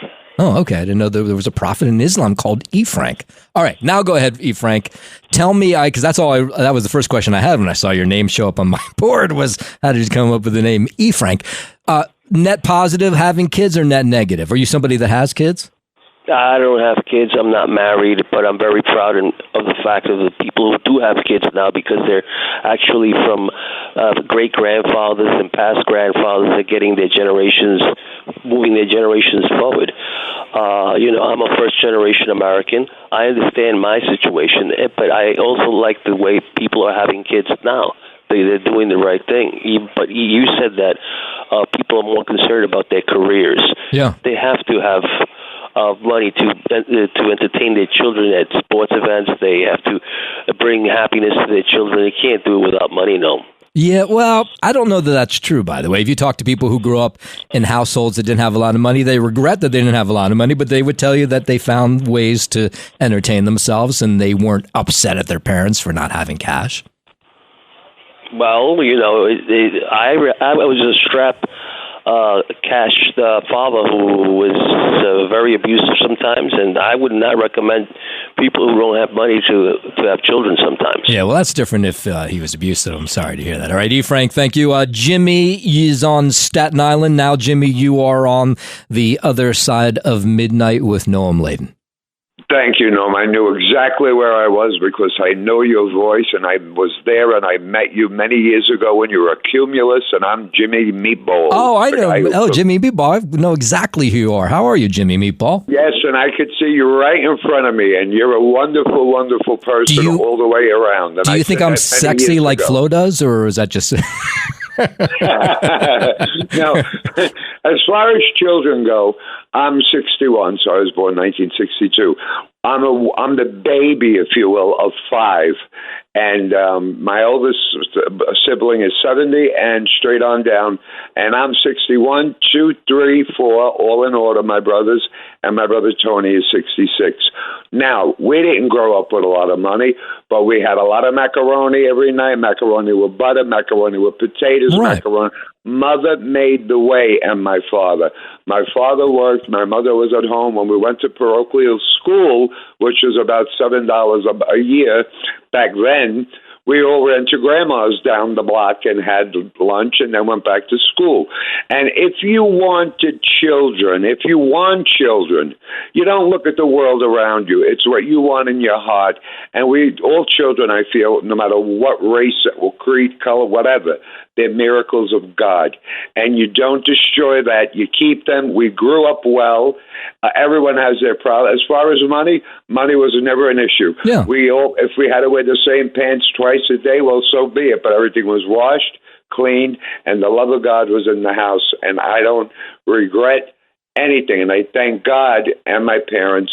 My dad did pass away, and my child, my son Frankie, rest in peace. I'm sorry to hear that. He passed away at 23. Yeah, but with the good comes the bad. But when you grow up and hold on to one another as family and keep the values and the morals of yesteryear, not today because there are none, it makes it that much better. And it's a beautiful, beautiful thing. All right. And I have my mother who's 87, and she still rules with an iron fist. I like you know that. what I'm saying? I like that. Yeah, Jimmy, I'm waiting for you to bring another tray of meatballs to the radio station. Thanks so much for. Hang up, I'm on my way. Okay, Jimmy. God bless you. God bless. That's how we got the name Jimmy Meatball. Is that he brought us some pretty great meatballs all those years ago, and of course at a radio station, everybody loves some free food.